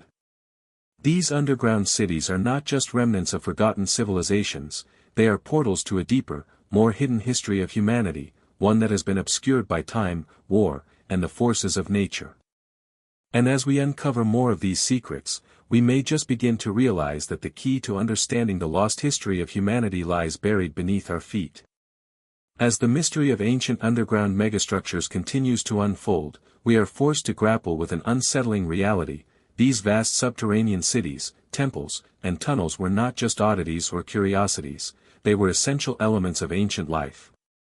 Far from being isolated, random constructions, they appear to have been strategically designed, meticulously planned, and profoundly meaningful. What's more, these underground complexes suggest that ancient civilizations had knowledge and capabilities that challenge our conventional understanding of history. Could these megastructures hold the key to unlocking secrets about the lost traditions, technologies, and spiritual practices that once guided humanity? One of the most puzzling aspects of these underground cities is their sheer scale and sophistication. Take, for example, the underground city of Derinkuyu in Turkey. It stretches over 60 meters below the surface, and within this vast underground network, archaeologists have uncovered rooms and chambers designed for a wide variety of purposes. These include not just living quarters, storage rooms, and kitchens, but also spaces for worship, and even massive stone doors that can seal off sections of the city to protect its inhabitants. The precision and foresight required to carve such a city out of volcanic rock is remarkable. But what truly baffles researchers is the idea that such a feat of engineering could have been accomplished thousands of years ago, long before the advent of modern tools and technology. How did ancient civilizations possess such a deep understanding of architecture, materials, and urban planning? It seems improbable that these underground structures were mere happenstance or the result of trial and error. The level of detail involved in these constructions indicates that their builders had a profound understanding of the forces of nature, including geology, airflow, and water management. For instance, the ventilation systems that ran through these underground cities are an incredible feat of engineering. In places like Derinkuyu, these systems kept the air fresh and breathable, even at depths of hundreds of feet. The ability to provide natural ventilation in such an environment shows that the builders were intimately familiar with the principles of air circulation and the properties of the earth itself. What knowledge did these ancient builders possess to accomplish such feats? The skill and sophistication displayed in the construction of these underground cities suggest that the people who built them were not just survivors trying to escape from invaders. They were likely driven by a deeper motivation, perhaps a spiritual or cultural need to create spaces that existed outside the conventional boundaries of the world above. As we continue to explore the design of these underground complexes, it becomes increasingly clear that they were not built simply for physical protection but also for more abstract reasons. Many of these underground cities appear to have been constructed with intricate astronomical alignments in mind, pointing to a deeply ingrained understanding of the cosmos and the forces that govern it. The precision with which these structures were aligned with celestial events such as the solstices, equinoxes, and lunar cycles is astounding. In some cases, the entrances to these underground complexes are positioned so that they align perfectly with the rising or setting sun on specific days of the year. The fact that these alignments were built into the very structure of the underground cities raises the possibility that the ancient people who built them saw their underground spaces as more than just shelter. These cities may have been designed as places of spiritual significance, where the inhabitants could connect with the divine or the natural world on a deeper level. Many ancient cultures associated the underground with the afterlife, the divine, and the hidden aspects of the universe. In ancient Egypt, for example, the tombs of the pharaohs were built deep within the earth, where it was believed that the soul would undergo a transformation before reaching the afterlife. Similarly, in Greek mythology, the underworld was a realm ruled by the god Hades, where souls journeyed after death. In many ways, the underground was seen as a space of transition, transformation, and connection with forces beyond the physical world. Could it be that the builders of these underground megastructures were not just looking to create practical living spaces, but were constructing sacred spaces meant to facilitate spiritual journeys or connect with the cosmos? The idea that these underground cities were not only physical shelters but also spiritual sanctuaries is further supported by the design of these structures. Many of the underground temples, particularly in places like India and Turkey, are adorned with intricate carvings and symbols that appear to represent gods, celestial bodies, and cosmic forces. These carvings are not simply decorative, they seem to encode spiritual or astronomical knowledge. The fact that these symbols were carved into the very walls of the underground spaces suggests that the builders viewed the underground as a space where divine forces could be accessed, and where the mysteries of the cosmos could be understood. The alignment of these underground structures with celestial events, combined with their detailed carvings, suggests that these ancient cultures may have been practicing a form of ritual that linked them directly to the cosmos. Could these underground cities have served as centers for spiritual rituals, where people gathered to align themselves with the natural forces of the earth and the stars? The fact that these cities were often built with specific attention to celestial events raises the possibility that they were intended to be used for sacred purposes, such as meditation, worship, or cosmic alignment. These underground spaces, then, may have been designed to serve as gateways between the earthly and divine realms, places where the physical and spiritual worlds could intersect. However, as we explore the deeper mysteries of these underground megastructures, we encounter a troubling question: why were these sites hidden for so long? Why did they remain buried beneath the earth for centuries, their true purpose and significance remaining largely unknown? The answer may lie in the possibility that these underground spaces contained knowledge or power that was too dangerous or sacred to be shared with the wider world. Perhaps the builders of these cities deliberately concealed them, either to protect their sacred spaces from invaders or to safeguard the spiritual knowledge they contained. In some cases, it's possible that these underground sites were hidden by later civilizations, either to prevent the destruction of this sacred knowledge or to erase it from memory altogether. Another possibility is that the underground cities were abandoned or sealed off at a time when their spiritual significance had faded. As civilizations evolved and new beliefs and practices emerged, the knowledge and rituals associated with these underground spaces may have been forgotten, left to decay beneath the earth. In this case, the underground cities would have been abandoned not because they were useless, but because their purpose had shifted or been superseded by newer practices. However, the fact that these sites have remained hidden and preserved beneath the earth raises the question of what their original purpose truly was, and whether that purpose has any relevance to the world today. The more we uncover about these ancient underground structures, the more we realize that they were not mere relics of a forgotten age. They were vital to the civilizations that created them, and they continue to be vital to our understanding of human history. The sophisticated engineering, astronomical alignments, and spiritual significance of these sites suggest that these underground cities were not just a response to survival or defense but were a reflection of a deep, profound knowledge of the natural world. They were not just shelters, they were sacred spaces designed to bridge the gap between the earthly and the divine, the physical and the spiritual. As we continue to dig deeper into the past, unearthing the remnants of these underground megastructures, we are faced with a fascinating and mysterious possibility: that the ancient world was far more advanced and interconnected than we have ever imagined. These underground cities, with their astonishing precision, celestial alignments, and spiritual significance, offer us a glimpse into a lost history, a history of knowledge, mystery, and connection to forces beyond the physical realm. The question is no longer whether these underground spaces were built with purpose, but what that purpose was and how it might hold the key to understanding the ancient knowledge that has been hidden for millennia. As the exploration of ancient underground megastructures continues, an increasingly captivating question arises: what happened to these advanced civilizations that constructed such monumental underground cities? How did their remarkable feats of architecture, engineering, and spiritual knowledge fade into obscurity? The mysteries of these forgotten underground worlds don't just lie in the structures themselves but also in the circumstances surrounding their abandonment. Was it a deliberate decision by their creators to leave these spaces behind, or was something more sinister or cataclysmic responsible for their sudden disappearance? To truly understand the significance of these underground cities, we must also delve into the potential causes that led to their abandonment, and whether their creators knew something we are only beginning to discover. One of the more troubling aspects of these underground megastructures is the lack of written records. In many cases, we have little to no documentation regarding the people who built these cities, their beliefs, or their way of life. The silence of history surrounding these ancient structures makes them all the more mysterious.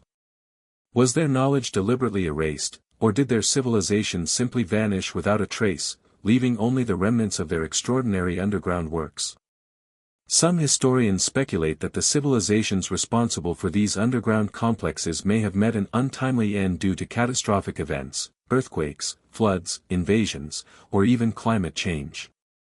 In this context, the underground cities may have been constructed as a form of survival, a last-ditch effort to preserve life and knowledge in the face of impending disaster. Take, for example, the underground cities of Cappadocia in Turkey. These incredible subterranean networks were dug into volcanic rock, with elaborate systems of tunnels and chambers that could house thousands of people. While the city's original purpose is still unclear, some experts believe they were designed to protect the inhabitants from external threats, particularly invasions. Yet, the evidence suggests that these cities weren't just built as temporary shelters. The sophisticated ventilation systems, living quarters, storage spaces, and religious shrines indicate a level of permanence, as if these cities were intended to serve as long-term homes. What caused such a thriving community to retreat underground, and why did they stop using these spaces after such elaborate construction? The mystery of their abandonment points to an unsettling possibility. Perhaps something much more catastrophic happened to force the people of these cities to either abandon them or perish. It's important to consider the broader context of ancient civilizations at the time. Many of these underground structures were built during periods of instability, when empires rose and fell, when invasions were frequent, and when the very climate itself seemed to be shifting. The ancient world was a volatile place, with natural disasters, wars, and resource shortages often pushing societies to their limits. Could it be that these underground cities were born out of a sense of impending doom, a desperate response to a world that seemed to be rapidly falling apart? The idea of building underground complexes as refuges from such threats may have seemed like a logical solution for survival. And yet, the question remains, if these underground cities were constructed to protect their inhabitants, why were they eventually abandoned? What happened to the civilizations that created them? Perhaps one of the most compelling theories about the abandonment of these underground cities lies in the idea that the knowledge and wisdom that guided their creation may have been lost. Ancient civilizations often built elaborate structures and systems based on deep spiritual and astronomical knowledge, but what happens when that knowledge is forgotten? Could it be that the people who originally built these underground cities had a profound understanding of the world around them, but as time passed, that knowledge was lost or corrupted? The loss of knowledge would have a devastating effect on a society that relied on it for both survival and spiritual connection. If the builders of these underground cities were cut off from the knowledge that once empowered them, the very foundation of their civilization would crumble. This could explain why some of these underground megastructures were abandoned, as the knowledge that made them possible was no longer understood or accessible. Another possibility is that these underground cities were abandoned because they no longer served their original purpose. In some cases, as civilizations evolved and became more advanced, their need for underground spaces may have diminished. What was once a refuge from war or natural disaster could have become obsolete as new technologies or more secure above-ground structures were developed. Over time, these underground cities could have been abandoned as the people who built them moved toward new ways of living, new spiritual practices, and new forms of shelter. The disappearance of these underground complexes could then be seen as part of the broader cultural and technological shift that took place as these ancient societies moved forward. But the fact that these spaces were abandoned, rather than destroyed, raises an intriguing question: did the people who built these cities leave them on their own accord, or were they driven away by some external force? The possibility that these underground cities were abandoned due to a collapse in cultural or spiritual beliefs is particularly striking. Many ancient civilizations held a strong connection to the underground, viewing it as a place of transformation, hidden knowledge, and cosmic power. What if these spaces were not just physical shelters but also symbolic representations of a connection to the divine or to the earth itself? If the spiritual beliefs that underpinned the construction of these underground cities faded or changed over time, could it have led to their abandonment? In this case, the underground cities would not just represent physical spaces, they would be sacred realms that held deep meaning for the people who built them. If that meaning was lost, the motivation to maintain or inhabit them may have disappeared as well. At the same time, the possibility that these underground spaces were intentionally sealed off, either by the people who built them or by later civilizations, cannot be dismissed. There are numerous examples throughout history of ancient knowledge being deliberately hidden or erased. In many cases, sacred sites and knowledge were considered too powerful or dangerous to be accessible to the general population. Could it be that the builders of these underground cities saw the wisdom and knowledge they contained as so sacred that they chose to seal these spaces, either to protect them from the outside world or to ensure that they were only accessible to a select few? In this scenario, the abandonment of these cities would have been an act of preservation rather than neglect, with the aim of safeguarding the ancient wisdom contained within them. As we continue to unearth these remarkable underground megastructures, one thing is clear: the stories of their abandonment are just as important as the stories of their construction. The fact that these cities were once thriving centers of life and then disappeared into obscurity raises profound questions about the rise and fall of ancient civilizations. What led to their eventual downfall? Was it an external force, like an invasion or a natural disaster, that wiped out these advanced societies? Or was it an internal collapse, caused by the loss of critical knowledge, shifting spiritual beliefs, or a change in societal needs, that led to the abandonment of these underground cities? These abandoned underground cities are not just relics of a forgotten past, they are symbols of the fragility of human knowledge and culture. They stand as a testament to the incredible achievements of the civilizations that built them, but they also serve as a reminder of how easily that knowledge can be lost, forgotten, or destroyed.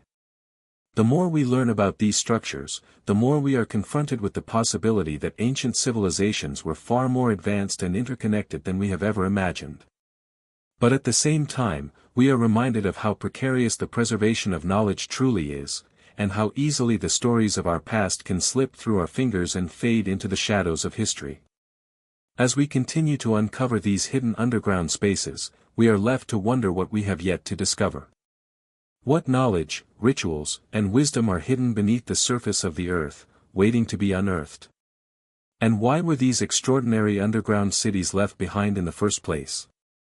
The mysteries of their abandonment are intertwined with the mysteries of their creation, and together, they may hold the key to understanding the lost history of humanity. Perhaps, in uncovering these secrets, we will come to realize that the true purpose of these underground cities was not merely to survive but to preserve something far more profound, a knowledge that transcended time and space and is waiting to be rediscovered. As we peel back the layers of time and dive deeper into the world of ancient underground megastructures, it becomes increasingly evident that these places were not just physical constructions, they were imbued with a level of complexity and purpose that challenges our understanding of ancient civilizations.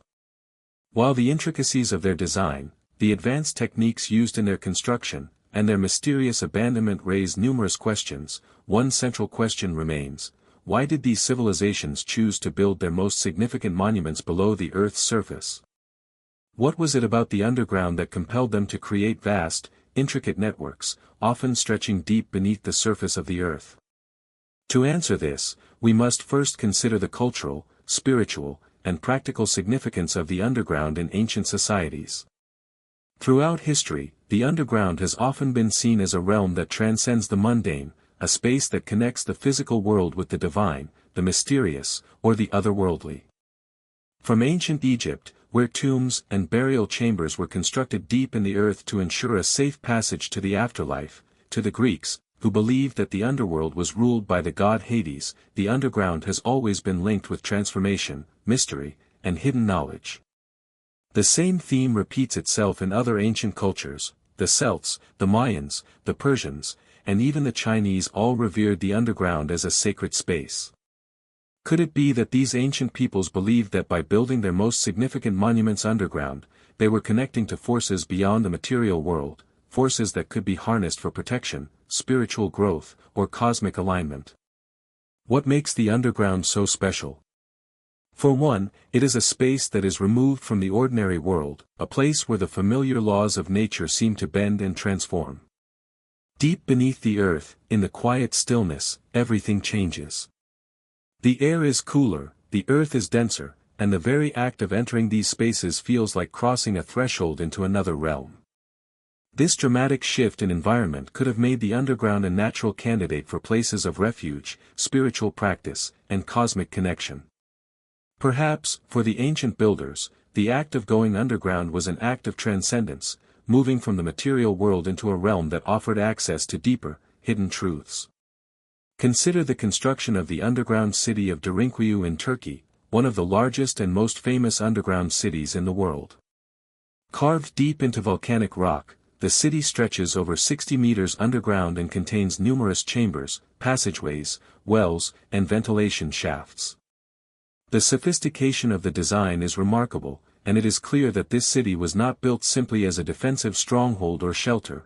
It was a carefully planned, multifunctional space.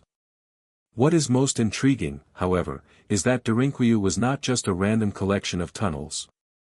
It was a complex network designed to support entire communities, complete with living spaces, kitchens, storage rooms, and even places of worship. The size and complexity of the city suggest that the builders had not only practical survival needs in mind but also profound cultural and spiritual beliefs that guided their decisions. Could it be that these builders saw the underground as a space of sacred potential, one that allowed them to commune with hidden forces, protect their communities, or store sacred knowledge away from the eyes of those who might misuse it? The sheer amount of effort and resources invested in constructing these underground cities points to a deeper belief in their significance. These were not hasty decisions made in times of war or conflict. They were calculated, long-term investments in a space that was considered to have profound importance. The alignment of these structures with celestial events, such as the solstices or lunar cycles, adds weight to this theory. Many of these underground cities are not simply a collection of tunnels and chambers but are, in many ways, architecturally aligned with the movement of the stars, sun, and moon. In some instances, the entrances to these cities face precisely in the direction of the rising or setting sun on important days of the year. This is no coincidence. The builders clearly understood the significance of the stars, planets, and celestial movements, and they used this knowledge to imbue their underground cities with spiritual significance. Imagine what it would have been like to live in one of these cities, to wake up each morning to the cool, still air of the earth, knowing that your existence was intricately tied to the cosmic rhythms that governed the world above. The underground would have felt like a sanctuary, a place that connected the people to forces far beyond their immediate comprehension. Could these subterranean realms have been places of spiritual transformation, where individuals could align themselves with the cosmic order, unlock hidden knowledge, or commune with the divine? The architecture and the very act of living underground suggest that the builders of these cities were deeply connected to the idea of the earth as a living, spiritual being, one that offered protection, knowledge, and a pathway to a higher state of being. The idea of the underground as a sacred space is not confined to any one civilization. Throughout the ancient world, people constructed underground temples, burial sites, and ceremonial chambers, often in places considered sacred or significant. The ancient Egyptians, for example, believed that the journey to the afterlife required a descent into the underworld, where the soul would undergo trials and transformations. The concept of the underworld as a space of spiritual significance is found in many other cultures as well, from the Greeks' belief in the realm of Hades to the Mayans' construction of ceremonial caves and tunnels in which they could communicate with the gods. For these ancient peoples, the underground was a space of transition, transformation, and access to knowledge that could not be found above ground. Could it be that the builders of these underground cities shared this ancient worldview, using the underground not only as a place of refuge but as a means of connecting with forces beyond their comprehension? Perhaps they saw these spaces as more than just shelter, they were sanctuaries where the boundaries between the material and spiritual worlds blurred, where the sacred could be accessed and where hidden knowledge could be preserved and protected. The intricate ventilation systems, the careful placement of chambers and passageways, and the celestial alignments all point to a deep reverence for the underground as a space of sacred power, one that allowed for transformation, communion, and protection. The advanced engineering required to create these underground cities, particularly in regions where volcanic rock or other difficult materials had to be worked with, suggests that the builders possessed not only practical knowledge but also a deep understanding of the natural world. They knew how to manipulate the earth itself, carving out spaces that could withstand the pressures of time and the elements. But their understanding went beyond mere practicality. The precise engineering of these cities, often combined with the careful placement of religious symbols, shrines, and chambers, suggests that these spaces were constructed with both functional and spiritual considerations in mind. As we consider the extraordinary construction of these underground megastructures, one thing becomes abundantly clear: they were not simply created for survival or shelter, they were designed to serve a higher purpose. These underground cities were places of spiritual significance, where people could connect with the divine, access hidden knowledge, and align themselves with the cosmic forces that governed their world. The intricate engineering, the celestial alignments, and the symbolic carvings all point to a worldview in which the underground was seen as a space of transformation, power, and protection.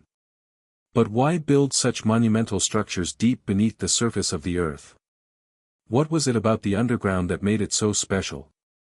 Perhaps the answer lies in the fact that the underground offered a space that was separate from the chaos of the above-ground world, a sanctuary where people could escape the dangers of war, natural disasters, and invasions. The underground was a place of safety, but it was also a place of connection to something greater than the material world. For these ancient builders, the underground was not just a refuge from physical threats, it was a space that allowed them to connect with the spiritual realm, protect sacred knowledge, and unlock the mysteries of the cosmos. And as we continue to uncover these ancient underground cities, we may yet discover that the true power of these spaces lies not just in their engineering, but in their profound connection to the forces that govern the universe. As we continue our exploration of ancient underground megastructures, one of the most captivating and perplexing aspects is the role of these vast subterranean networks in the context of ancient power and control. The sheer scale and complexity of these underground cities suggest that their construction was not merely a matter of practicality or survival. These spaces seem to have been more than just places of refuge, they were likely integral to the social, political, and spiritual structure of the societies that built them. But what kind of power did these underground spaces hold, and who exactly had the authority to create, control, and use them? When we think of power in ancient societies, our minds often turn to grand palaces, temples, and fortresses, structures built above ground to assert dominance, celebrate gods, or protect rulers. However, the existence of these underground cities raises a fascinating counterpoint. What if the real power of these civilizations was not in what they built above the surface, but in what they hid beneath the earth? The underground spaces, with their labyrinthine tunnels, secret chambers, and concealed passageways, suggest that these ancient people may have understood something fundamental about the nature of power. Power, it seems, was not just a matter of physical strength or territorial control, it was also about access to hidden knowledge, sacred space, and control over what others could not see or understand. In this context, the underground spaces may have been viewed as repositories of power, both physical and spiritual. The very fact that these cities were built underground, hidden from the eyes of invaders or the uninitiated, speaks to a deeply held belief in the importance of secrecy and control. The people who created these spaces may have understood that knowledge, particularly spiritual or sacred knowledge, is most powerful when it is kept hidden, protected, and guarded. Just as the underground has always been a place associated with transformation and the unseen, so too may these cities have served as sites where transformative spiritual practices or secret rituals took place, rituals that could confer power upon those who controlled them. One of the most compelling aspects of these underground cities is their secrecy. Many of these cities were intentionally concealed from the outside world, hidden beneath layers of earth, rock, and time. Some cities, such as Derinkuyu in Turkey, were designed with elaborate mechanisms to seal off sections of the city from potential invaders. Massive stone doors, capable of rolling shut to block off entire passages, suggest that these underground spaces were not just temporary shelters but carefully controlled environments. The secrecy of these spaces implies that they were designed to protect something, perhaps a source of power, hidden knowledge, or sacred rituals. The decision to hide such complex and sophisticated structures from the outside world hints at a deep understanding of the nature of secrecy and power. But who, exactly, had control over these spaces? Who were the builders and the users of these underground megastructures? In many cases, the answer remains shrouded in mystery. The societies that constructed these underground cities often left little in the way of written records, making it difficult to trace their origins or understand the precise role these spaces played in their daily lives. However, what is clear is that the builders of these underground cities must have been highly organized, with a sophisticated understanding of both engineering and social structure. The sheer scale of these complexes suggests that their construction required not just skilled labor but a deep level of planning and coordination. This raises the question: who had the authority to organize and execute such ambitious projects? Some experts speculate that these underground cities may have been constructed by religious or spiritual leaders who sought to establish a physical connection to the divine or to preserve sacred knowledge.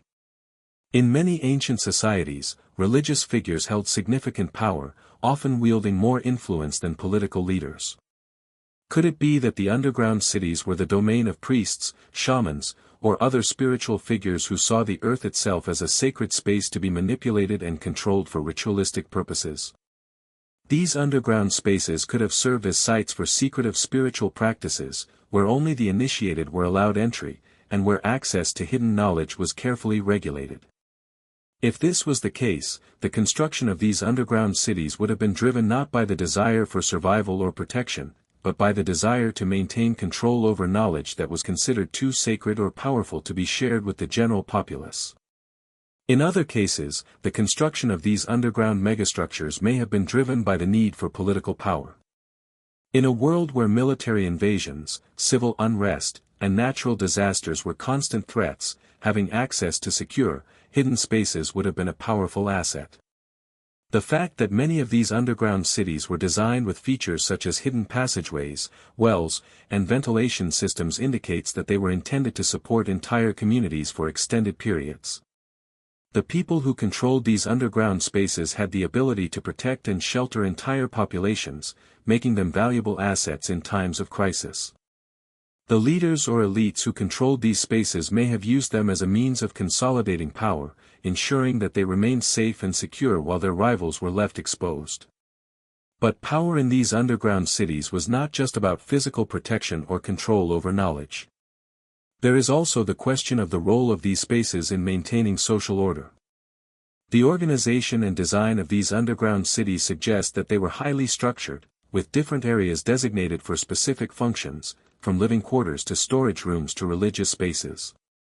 This level of planning indicates a society that was organized and hierarchical, with a clear division of labor and responsibilities. Could these underground spaces have been used to reinforce social hierarchies, ensuring that certain individuals or groups had access to the most valuable resources or the most sacred spaces? The way in which these cities were designed, with their careful separation of public and private spaces, points to a sophisticated understanding of how to maintain control and order within a society. As we consider the role of power in these underground megastructures, it becomes clear that these spaces were not just passive constructions, they were active sites of control, transformation, and hidden knowledge. The people who built these cities did not simply create spaces to protect themselves from danger, they built spaces that allowed them to control access to power, both physical and spiritual. Whether these spaces were used by religious leaders to preserve sacred knowledge, by political leaders to consolidate power, or by entire communities to protect themselves from external threats, one thing is certain: the underground cities were not just passive refuges. They were centers of power, where the forces of secrecy, control, and transformation came together to create something far more significant than mere shelter. The legacy of these underground cities is not just in their construction or their architectural sophistication, but in their role as symbols of control. The fact that they were hidden from the outside world for so long only adds to their mystique, reinforcing the idea that power is most potent when it is concealed and protected. As we uncover more about these hidden megastructures, we are forced to confront the idea that ancient civilizations were far more sophisticated in their understanding of power than we have ever imagined. These underground spaces were not just places of refuge, they were places where power was stored, protected, and maintained, out of sight from those who might threaten it. In the end, the question of who controlled these underground spaces may never be fully answered. But as we continue to unearth these ancient megastructures, we are reminded of the incredible lengths to which ancient societies went to safeguard their knowledge, protect their people, and maintain control over the forces that governed their world. These underground cities, with their secret chambers, hidden passageways, and intricate designs, remain as powerful symbols of the ancient understanding of power, secrecy, and transformation. And in uncovering them, we may yet find that the true power of these civilizations lies not just in what we can see, but in what has been hidden from us for millennia. The exploration of ancient underground megastructures reveals more than just architectural marvels or mysterious spaces, it raises profound questions about the relationship between ancient civilizations and the earth itself. The fact that entire cities, temples, and chambers were constructed deep below the surface is a testament to the deep reverence and understanding these cultures had for the earth. For these ancient people, the underground was not simply a place to hide or shelter from invaders, it was a realm imbued with spiritual significance, a place where the physical and metaphysical worlds converged. As we delve deeper into the construction, design, and purpose of these megastructures, it becomes apparent that these underground spaces were more than just shelters, they were sacred spaces, designed to channel unseen forces and connect the inhabitants with something greater than themselves.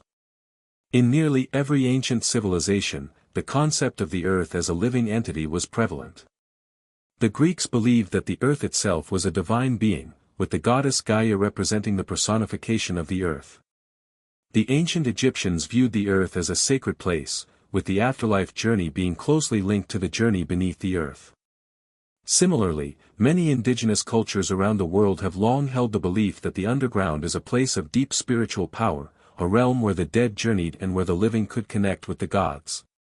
In the context of these ancient underground cities, this belief in the earth as a living, spiritual being takes on new significance. These underground spaces may have been designed to facilitate communication with the divine, or as places of transformation, where individuals could undergo a spiritual journey and emerge renewed. The construction of these megastructures is not simply an example of advanced engineering but also a reflection of the builder's spiritual worldview. The vast networks of tunnels, rooms, and chambers seem to have been designed with an intricate understanding of the Earth's natural forces. The positioning of these structures, often aligned with astronomical events such as solstices or lunar cycles, suggests that the builders understood the cosmic forces that shaped their world. The underground spaces may have been intentionally designed to harness these forces, using the Earth's natural energy to create a connection between the spiritual and the material worlds. The careful placement of temples, shrines, and ceremonial chambers within these underground cities suggests that the earth itself was seen as a conduit for divine energy, and these structures were built to facilitate that connection. In many of these underground cities, there is evidence of intricate carvings, symbols, and sacred texts inscribed into the walls.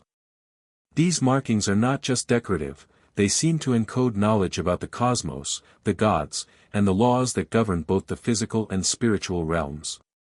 These symbols likely served as a form of sacred language, a means of communicating with the divine or unlocking hidden knowledge about the universe. The builders of these underground cities may have believed that the earth itself was a repository of sacred knowledge, and by constructing these spaces deep beneath the surface, they were creating a gateway to that knowledge, a place where the secrets of the cosmos could be accessed by those who were initiated into the mysteries of the earth. It is important to consider the symbolism of the earth in the context of ancient burial practices as well. Many of these underground cities were built near or within burial sites, further reinforcing the idea that the underground was seen as a sacred space. In ancient Egypt, for example, the tombs of pharaohs were often constructed deep within the earth, reflecting the belief that the afterlife was a journey into the depths of the earth. Similarly, in the ancient Near East, burial chambers were often placed underground, where it was believed the dead could communicate with the gods and undergo a transformation that would allow them to enter the afterlife. The connection between the underground and death is not just a symbolic one but a spiritual one, reflecting the belief that the earth was a sacred realm where transformation and renewal could take place. For the builders of these underground cities, the act of living and dying underground may have been seen as a way to connect with the divine and to ensure a safe passage into the afterlife. The fact that so many ancient underground cities were used for religious or ceremonial purposes further reinforces the idea that the underground was a sacred space. These cities were not merely functional, they were places where people could connect with the spiritual realm, whether through rituals, prayers, or offerings to the gods. In some cases, these underground spaces were used as sites for rituals of initiation, where individuals could undergo a spiritual transformation or be initiated into the mysteries of the earth. These rituals may have been designed to align the individuals with cosmic forces, helping them to gain knowledge, wisdom, or divine favor. The underground cities may have been seen as a place where the earthly and the divine were brought together, allowing individuals to access hidden knowledge or undergo a spiritual awakening. The symbolism of the underground as a space of transformation and renewal is also evident in the way many of these cities were structured. In many cases, the underground chambers and tunnels were arranged in such a way that they created a sense of progression or movement. It is as though the design of these spaces mirrored the journey of transformation that the inhabitants or visitors were meant to undergo. The act of moving through these tunnels, passing through the chambers and passageways, may have been seen as a spiritual journey, a journey that led from darkness to light, from ignorance to knowledge, from death to life. This idea of transformation through the underground is not limited to the ancient world, it persists in many cultures and religions to this day. The concept of journeying into the earth to undergo a spiritual transformation is a powerful archetype that speaks to the universal human desire for enlightenment and renewal. As we consider the significance of these ancient underground spaces, we must also reflect on the role they play in our understanding of the past. These megastructures challenge our assumptions about ancient civilizations and their capabilities. The advanced engineering, the intricate design, and the spiritual symbolism embedded in these underground cities suggest that the people who built them possessed a sophisticated understanding of both the material and spiritual worlds. They understood the earth as a living, breathing entity, a force that could be harnessed for spiritual and practical purposes. And yet, despite the significance of these underground spaces, much of their knowledge and meaning has been lost to time. The fact that these megastructures were hidden beneath the earth for so long raises the question of what other hidden knowledge might still be buried beneath our feet. What secrets, wisdom, and power might still lie dormant in the earth, waiting to be uncovered? The discovery of these underground cities offers us a glimpse into a world that is both familiar and alien, a world in which the boundaries between the physical and spiritual were blurred, and where the earth itself was seen as a living, sacred being.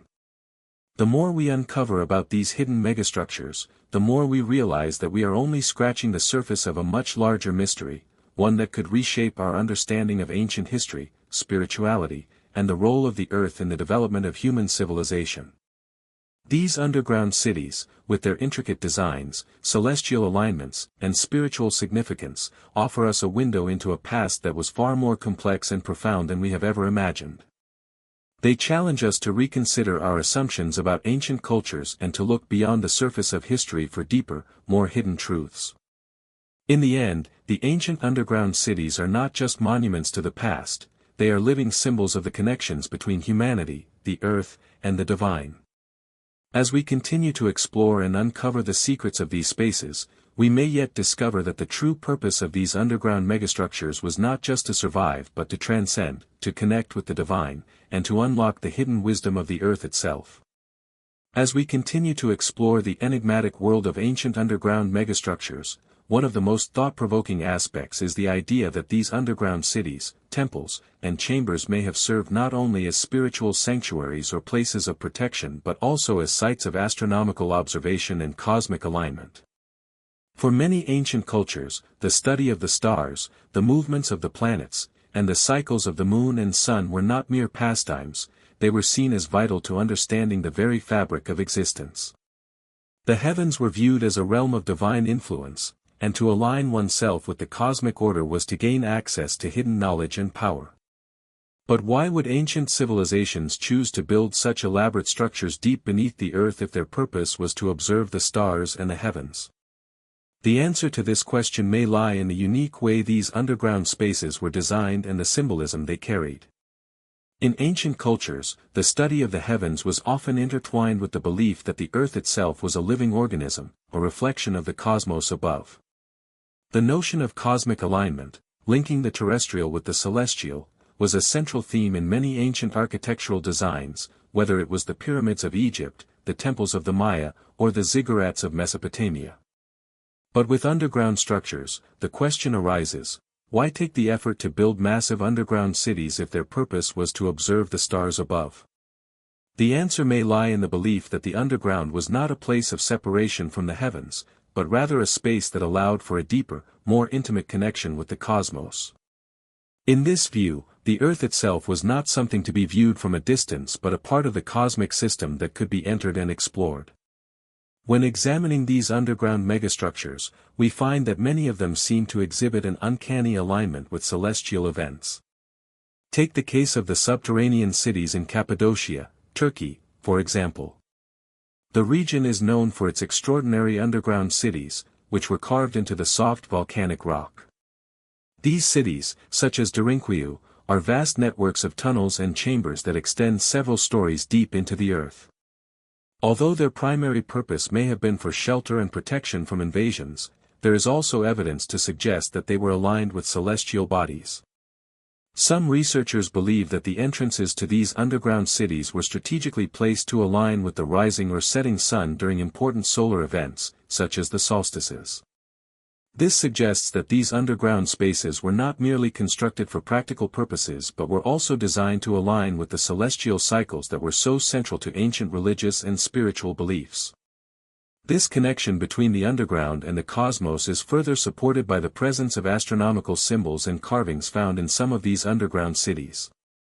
In the ancient city of Derinkuyu, for instance, researchers have uncovered symbols that appear to represent the phases of the moon, as well as depictions of celestial bodies such as the sun and stars. These symbols are not just decorative, they serve as evidence that the builders of these underground cities had an intimate knowledge of the heavens and sought to incorporate that knowledge into their construction. The idea that these cities were built with an awareness of the cosmic forces at play suggests that the ancient builders believed that their connection to the earth was intertwined with their connection to the sky. The underground, in this view, was not a place of isolation but a bridge between the earthly and the divine. It's not just the positioning of the cities themselves that suggests an astronomical significance, but also the design of the chambers and passageways within them. Many of these underground spaces exhibit precise engineering that suggests the builders were aware of the natural forces that shape the earth. The ventilation shafts, for example, are often aligned with specific solar or lunar events, allowing for the flow of air to be regulated in a way that corresponds with the natural rhythms of the earth. This kind of alignment is not purely functional, it speaks to a deeper understanding of how the earth and the cosmos were connected, and how these underground spaces could be designed to harness or reflect those cosmic forces.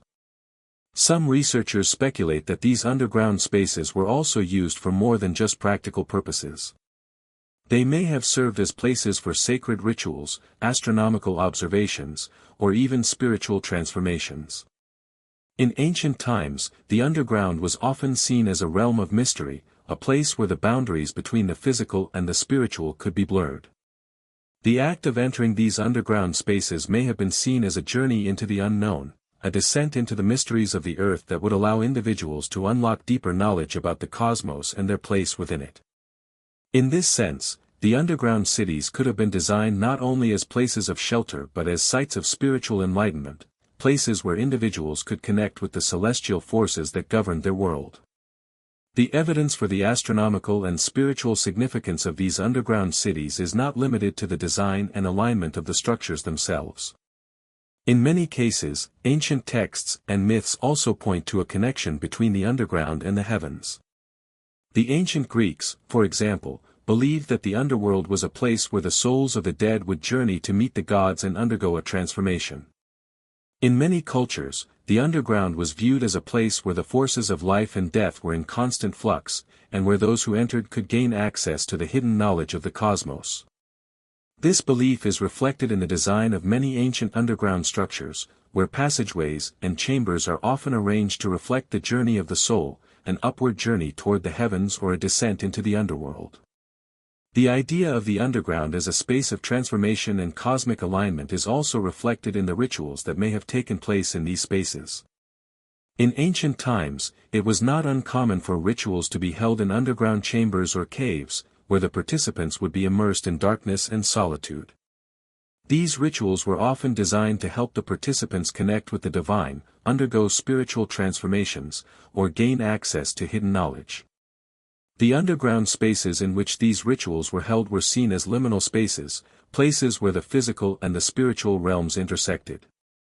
The symbolism of moving through tunnels and chambers in a downward direction may have been seen as a metaphor for the journey of the soul, which would travel through the realms of the dead and emerge into the light of divine knowledge. This connection between the underground and the heavens is not just a concept rooted in ancient belief systems but one that continues to resonate today. Many modern spiritual practices continue to emphasize the importance of connecting with the earth as a means of gaining insight into the cosmos. In the ancient world, this connection was often realized through the construction of sacred spaces, spaces that were built with a profound understanding of the natural and celestial forces that shaped the world. These underground cities, temples, and chambers represent an attempt to bridge the gap between the earth and the heavens, to create a space where the physical and spiritual realms could come together in a meaningful and transformative way. As we continue to uncover these underground megastructures, we are left to wonder what other secrets they may hold. What other knowledge, both spiritual and scientific, did the ancient builders of these cities possess? Could it be that their understanding of the cosmos was far more advanced than we have given them credit for? The discovery of these underground cities offers us a glimpse into a world that was deeply attuned to the rhythms of the earth and the heavens, a world where the boundaries between the physical and spiritual were fluid, and where the quest for knowledge was inextricably linked to the mysteries of the cosmos. As we uncover more of these hidden spaces, we may yet find that the true purpose of these underground megastructures was not just to survive, but to connect with the divine and to unlock the secrets of the universe. As we delve further into the world of ancient underground megastructures, one of the most intriguing aspects of these spaces is their potential role in ancient technological and engineering achievements. The scale, sophistication, and intricacy of these underground cities, tunnels, and temples suggest that the civilizations who built them had an advanced understanding of engineering, architecture, and construction techniques far beyond what we would expect from their time. But what makes these ancient megastructures even more remarkable is that many of them were created without the advanced tools and machinery that we take for granted today. The fact that entire cities could be carved out of solid rock or earth, with precise ventilation systems, water channels, and complex networks of chambers and passageways, challenges our assumptions about the technological capabilities of ancient peoples. One of the most impressive aspects of these underground cities is the sheer scale of their construction. Take, for example, the underground city of Derinkuyu in Turkey. This multi-level subterranean city stretches some 60 meters deep and contains over 18 stories of tunnel, rooms, and chambers. The complexity of the design, coupled with the advanced engineering required to create such a vast and functional space, suggests that the builders of Derinkuyu, and similar underground cities, had a deep understanding of engineering principles that was far ahead of their time. The fact that these structures were able to withstand the pressures of time, geological activity, and natural disasters is a testament to the skill and knowledge of their creators. The construction of these underground cities would have required a high degree of precision. The builders would have had to ensure that the tunnels and chambers were properly aligned, that ventilation systems were placed to allow for adequate airflow, and that the structure as a whole was stable enough to withstand the weight of the earth above. In addition, many of these underground cities were designed with multiple levels, which would have required complex engineering to ensure that each level was properly supported and structurally sound. This level of engineering sophistication suggests that the builders had an intimate understanding of the properties of the earth and the materials they were working with. But it's not just the scale and precision of these underground cities that is remarkable, it's also the ingenuity with which these spaces were designed to meet the needs of their inhabitants. For example, the ventilation systems in many of these underground cities are an extraordinary feat of engineering. In Derinquiu, for instance, the ventilation shafts are strategically placed to ensure that fresh air circulates throughout the entire city. These shafts, which extend deep into the earth, were designed to draw in cool air from outside, creating a natural airflow that would have been essential for maintaining a livable environment in such a confined space. The fact that these shafts were positioned with such precision, allowing for a constant flow of air even in the deepest chambers of the city, speaks to the advanced engineering knowledge of the builders. In addition to the ventilation systems, the builders of these underground cities also incorporated water management systems that were far ahead of their time. In many cases, these underground cities included wells, water channels, and even reservoirs that were carefully integrated into the design of the city. The ability to supply fresh water to an entire underground city, especially one that extended many stories beneath the Earth's surface, required an understanding of hydraulics and water distribution that was beyond what we would expect from ancient peoples. The water systems in these cities were designed to ensure that the inhabitants would have access to a reliable source of water, even in the event of a siege or other prolonged period of isolation. Moreover, the builders of these underground cities also incorporated defensive features that would have made these spaces highly secure. In Derinquiu, for example, massive stone doors were used to seal off sections of the city, allowing the inhabitants to protect themselves from invaders. These doors, which could weigh several tons, were designed to roll across the entrances of tunnels and chambers, effectively blocking off entire areas of the city. This form of defense was highly effective, as the stone doors could only be opened from the inside, making it difficult for enemies to penetrate the city. The fact that these doors were designed to be so heavy and durable suggests that the builders had a deep understanding of the mechanics of both materials and defensive structures. The design of these underground cities also reveals a sophisticated understanding of space and organization. Many of these cities were carefully planned, with different areas designated for specific functions. Living quarters were separated from communal areas, while areas for storage, religious rituals, and even livestock were also clearly delineated. This level of planning indicates that the builders of these underground cities were not just concerned with the practical aspects of construction, they were also thinking about how to create spaces that would be functional and efficient for the long-term survival of their inhabitants. Perhaps one of the most extraordinary aspects of these underground cities is the way in which they were built using the natural landscape. The builders did not simply excavate tunnels and chambers in a random fashion, they carefully selected locations that would provide the most stability and protection. In many cases, these cities were carved into volcanic rock, which provided a strong and stable foundation for the construction of tunnels and chambers. The ability to carve such large and intricate structures out of solid rock demonstrates an advanced understanding of geology and materials science. The fact that many of these underground cities have withstood the test of time and remain largely intact suggests that the builders were not only skilled engineers but also had an intuitive understanding of how to work with the earth itself. One of the most striking features of these underground cities is their ability to adapt to the changing needs of their inhabitants. Over time, these cities were modified and expanded, with new chambers and passageways being added as the population grew or as new challenges arose. The flexibility of these structures speaks to the ingenuity of their builders, who were able to create a living space that could evolve and adapt over centuries. This adaptability would have been crucial in a world that was constantly changing, whether due to invasions, natural disasters, or shifts in political power. The fact that these underground cities were built with such advanced engineering techniques also raises intriguing questions about the extent of technological knowledge in the ancient world. While we tend to think of ancient civilizations as primitive or technologically unsophisticated, the construction of these underground cities suggests that the people who built them possessed a much deeper understanding of engineering and technology than we have traditionally credited them for.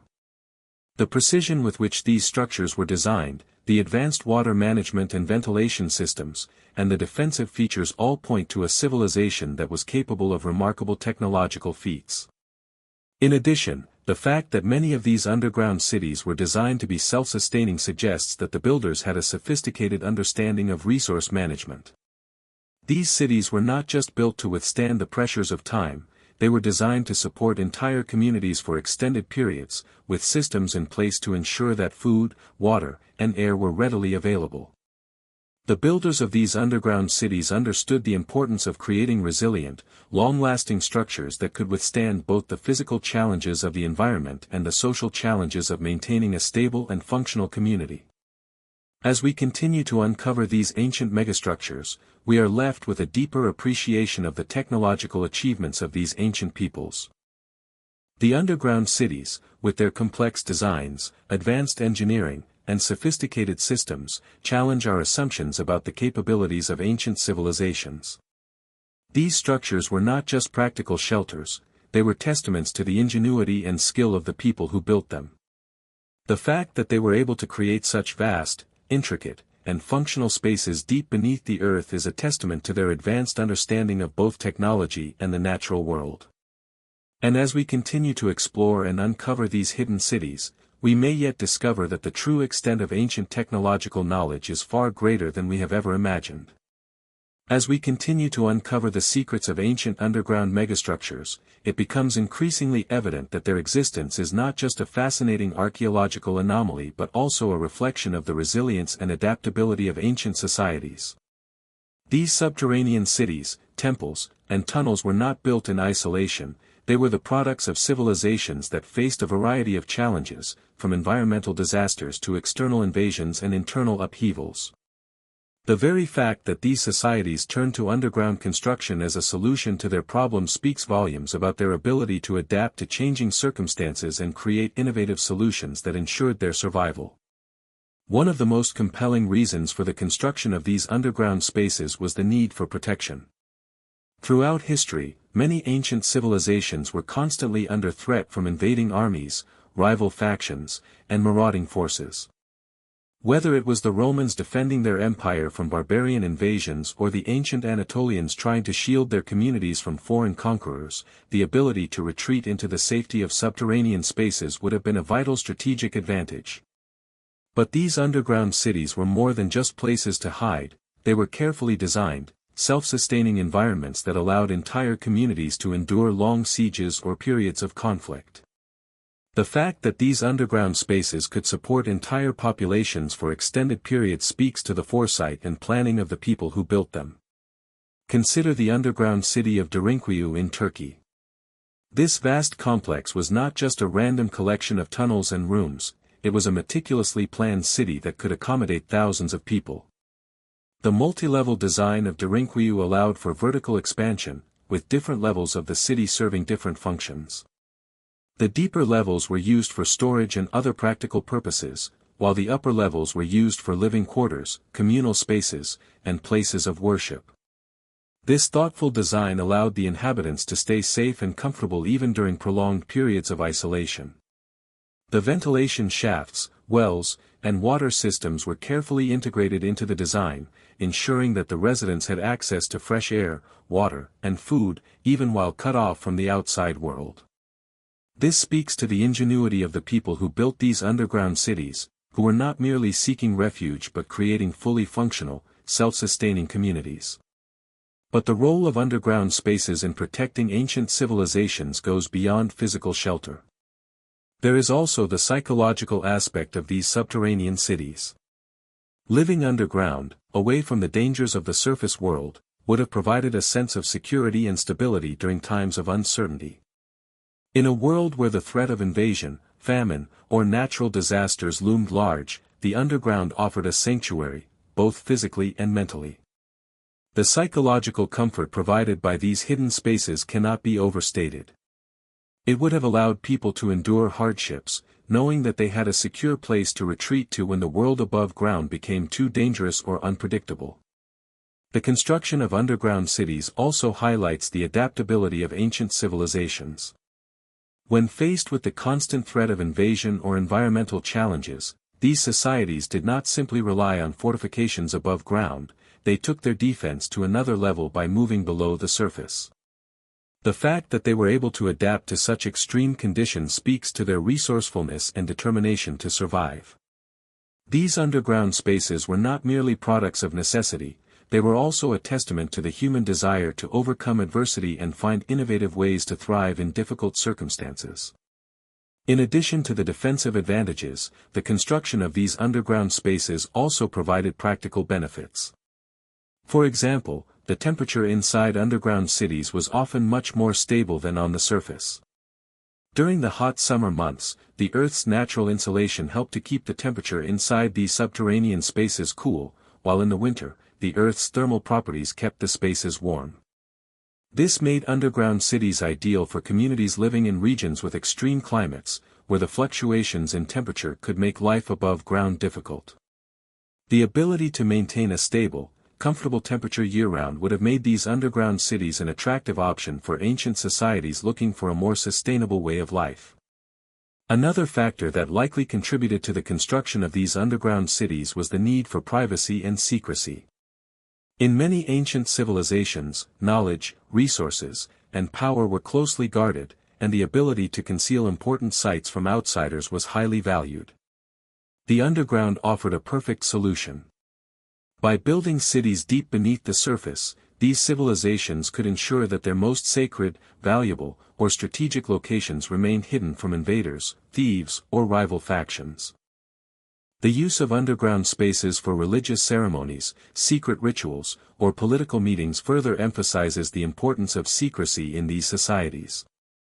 The underground was not just a physical space, it was a symbolic one, representing a realm of hidden knowledge and power that could not easily be accessed or understood by those outside the society. These hidden underground spaces were also places of spiritual significance.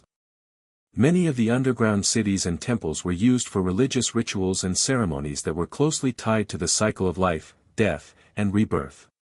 In many ancient cultures, the underground was considered a sacred space, a realm where the boundaries between the physical world and the spiritual world were blurred. By building their cities and temples underground, these ancient peoples may have been attempting to create a direct connection between themselves and the divine, seeking spiritual enlightenment or protection through their proximity to the earth. The idea of the underground as a sacred space is a common theme across many cultures, from the Egyptian tombs to the Greek underworld, and it is likely that the underground cities served as a place where these ancient civilizations could commune with their gods or perform rites that were central to their belief systems. The idea of rebirth and transformation is also deeply tied to the concept of underground spaces. In many ancient cultures, the underground was seen as a place where the soul would travel after death, undergoing a journey of transformation before being reborn into a new life. The use of underground cities for burial and ritual purposes may have been a way to honor this process of transformation and renewal.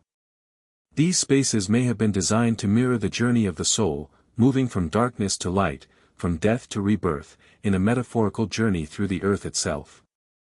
The fact that so many of these underground cities were associated with burial sites further reinforces this connection between the underground and the process of spiritual transformation. The enduring mystery of these underground cities is compounded by the fact that many of them remain hidden to this day. Even in the modern era, many of these ancient megastructures remain buried beneath the earth, their secrets waiting to be uncovered. Some underground cities have been rediscovered in recent decades, but many others still lie undiscovered, hidden beneath layers of soil, rock, and time. The mystery surrounding these spaces only adds to their allure, raising questions about what other hidden knowledge or artifacts might still lie beneath the surface, waiting to be unearthed. What is perhaps most fascinating about these underground cities is the way in which they continue to captivate our imagination. They represent more than just architectural achievements, they are symbols of resilience, survival, and the desire to overcome adversity. The people who built these cities were not just trying to protect themselves from invaders or environmental challenges, they were building a legacy that would endure for thousands of years.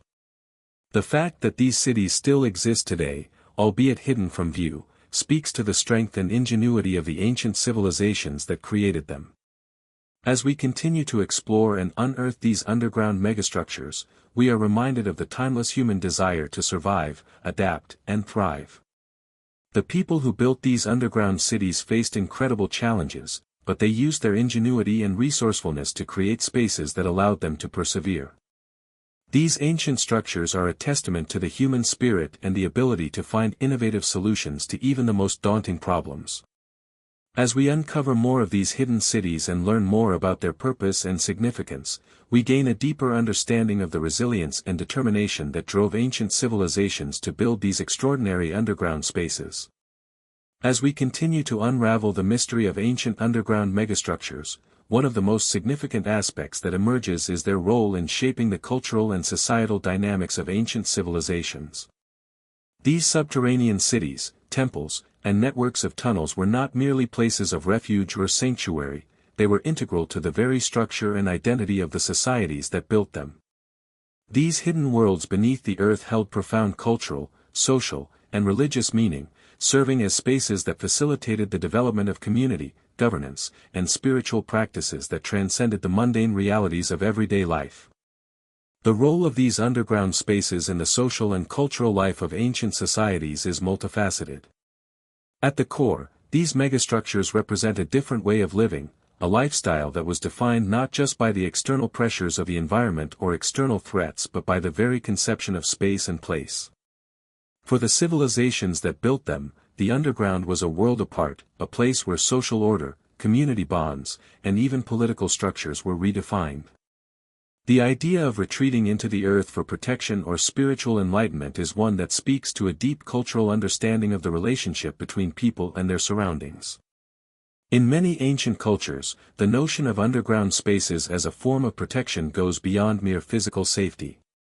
The underground cities were designed to foster a sense of unity among their inhabitants. In times of invasion or warfare, when external threats became overwhelming, entire communities could retreat into these subterranean spaces and find refuge together. The design of these cities was not just about protecting individuals but about preserving the collective spirit of the people. The corridors and chambers were not merely paths of escape, they were symbols of survival, solidarity, and shared purpose. The very architecture of these spaces reflects a community-centered approach, where the well-being of the group took precedence over the safety of the individual. This sense of unity is reflected in the way these underground cities were structured. Many of these spaces featured communal living areas, shared wells, and storage rooms, all of which were essential for the survival of the community during long periods of isolation. The presence of communal spaces within these underground environments suggests that the builders of these megastructures viewed their cities as interconnected ecosystems, where every element was designed to ensure the survival of the collective. The social dynamics within these spaces would have been fundamentally different from those above ground. In a society that lived in such close quarters, the lines between public and private life would have blurred, creating a shared sense of responsibility and mutual dependence. Moreover, the underground cities were often structured in such a way that different social classes and occupations were separated within the space. This allowed for an organized social hierarchy, even in times of crisis. The separation of living quarters for artisans, leaders, and religious figures demonstrates that these underground spaces were not merely haphazard shelters but were organized, purposeful societies that mirrored the social structures of the surface world. The ability to maintain a sense of social order, even in the extreme conditions of the underground, speaks to the resilience and adaptability of the people who lived there. These subterranean cities were not just functional, they were also symbols of social cohesion and the ability of ancient civilizations to maintain their cultural values, even in the face of adversity. One of the most striking features of these underground megastructures is their religious and spiritual significance.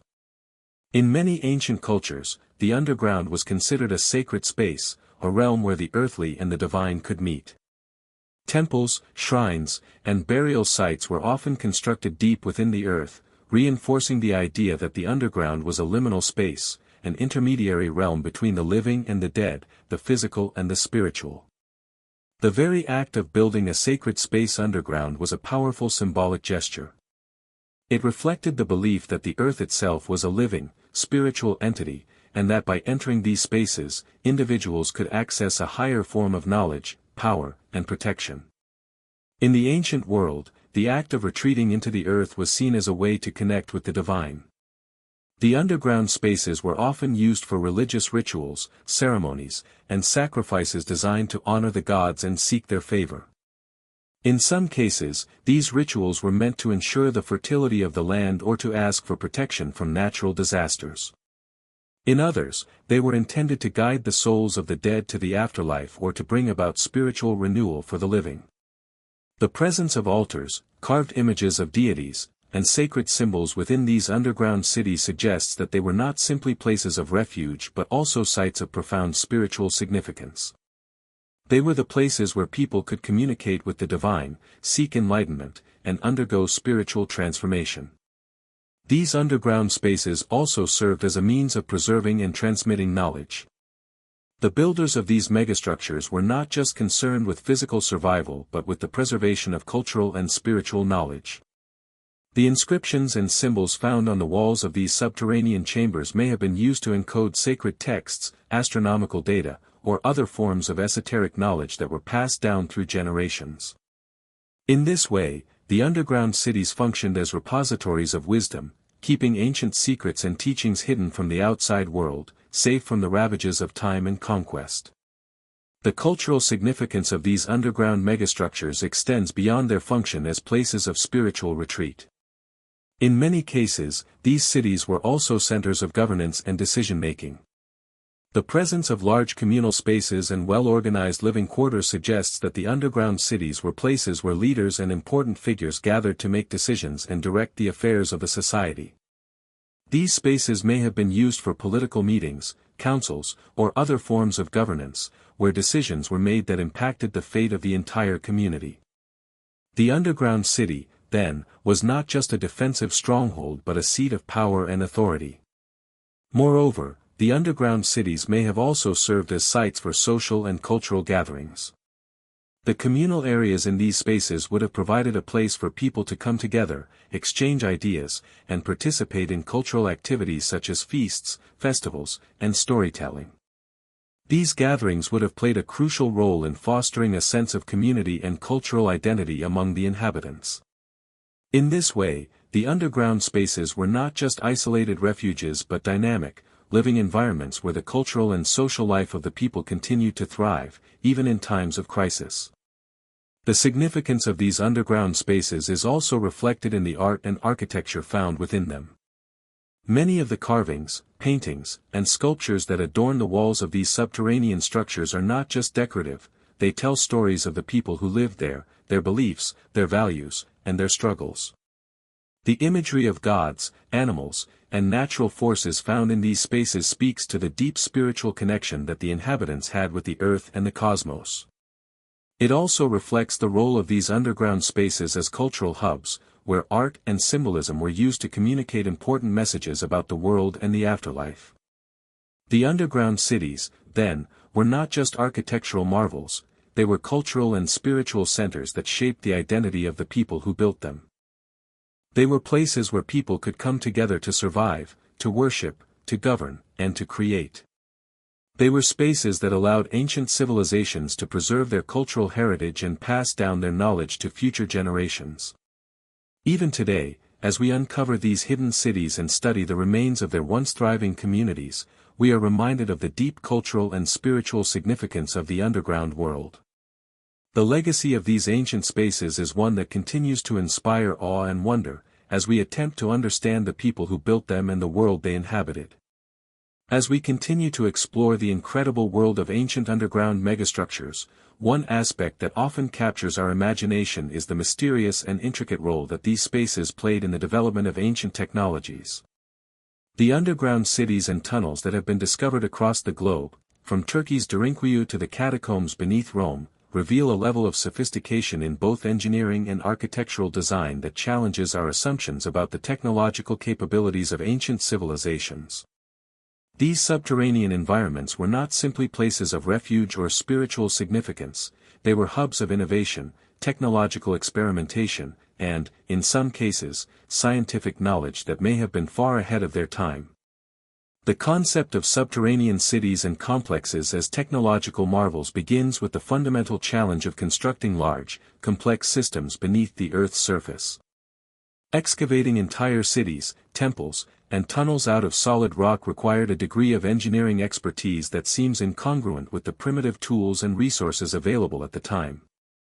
Yet, across many cultures, we find evidence of astonishing engineering feats in these underground spaces: ventilation shafts that allow for the circulation of fresh air over long distances, water channels that are integrated into the architecture to supply the inhabitants with a steady source of water, and complex drainage systems that keep the tunnels dry and habitable. The fact that these systems have endured for millennia speaks not only to the skill of the builders but also to their knowledge of geology, hydraulics, and aerodynamics.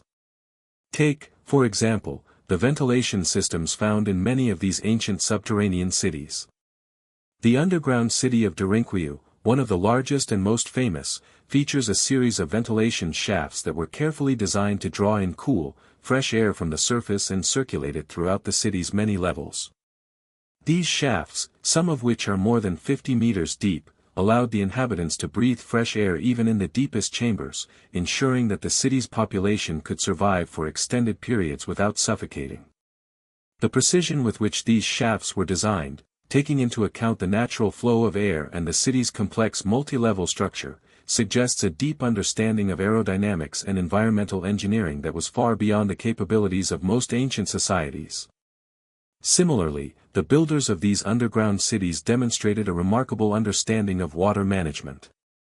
Many subterranean cities had sophisticated systems of wells, cisterns, and reservoirs designed to provide a constant supply of water to their inhabitants, even when isolated from the surface. In some cities, water was channeled through underground tunnels, often carved into solid rock, to ensure that the population had access to fresh water during times of siege or conflict.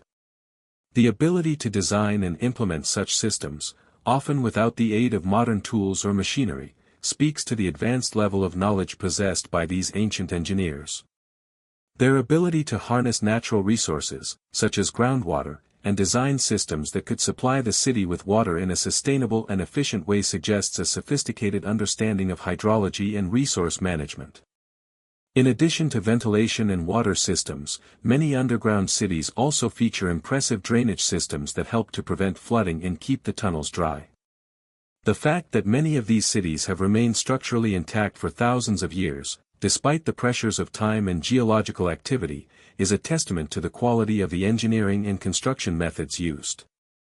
Some of the drainage systems were designed to channel rainwater away from the living areas and into wells or storage chambers, where it could be used for irrigation or other purposes.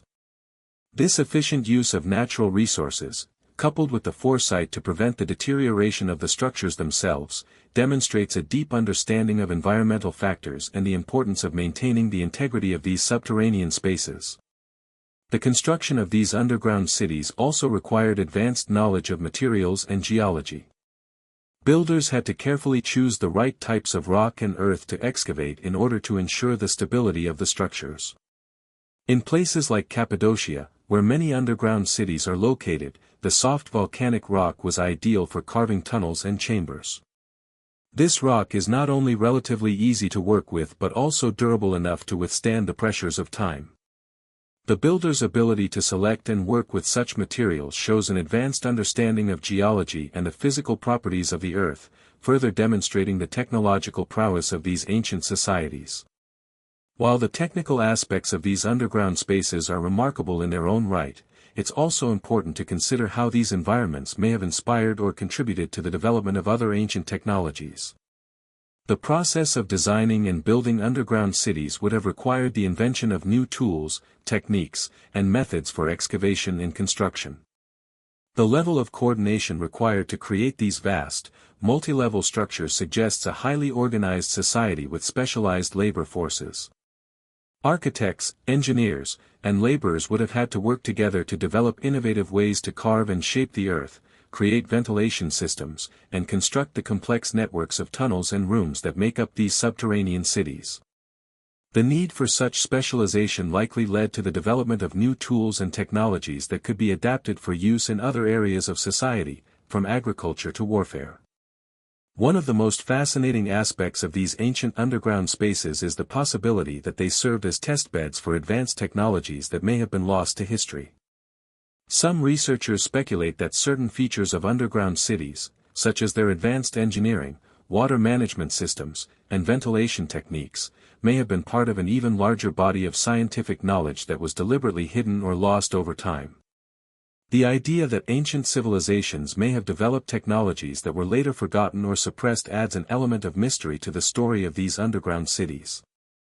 Were these technologies deliberately hidden from future generations, or were they simply lost over time as civilizations fell and new societies emerged? This theory is especially compelling when we consider the role of these underground spaces in the broader context of ancient knowledge systems. Many ancient cultures, particularly those in the Middle East, Egypt, and Mesoamerica, placed great importance on secret knowledge, often believing that certain truths about the natural world and the cosmos were hidden from the general population. The underground, with its air of mystery and inaccessibility, may have symbolized this hidden knowledge, representing a realm where sacred truths could be kept safe from the eyes of those not deemed worthy to access them.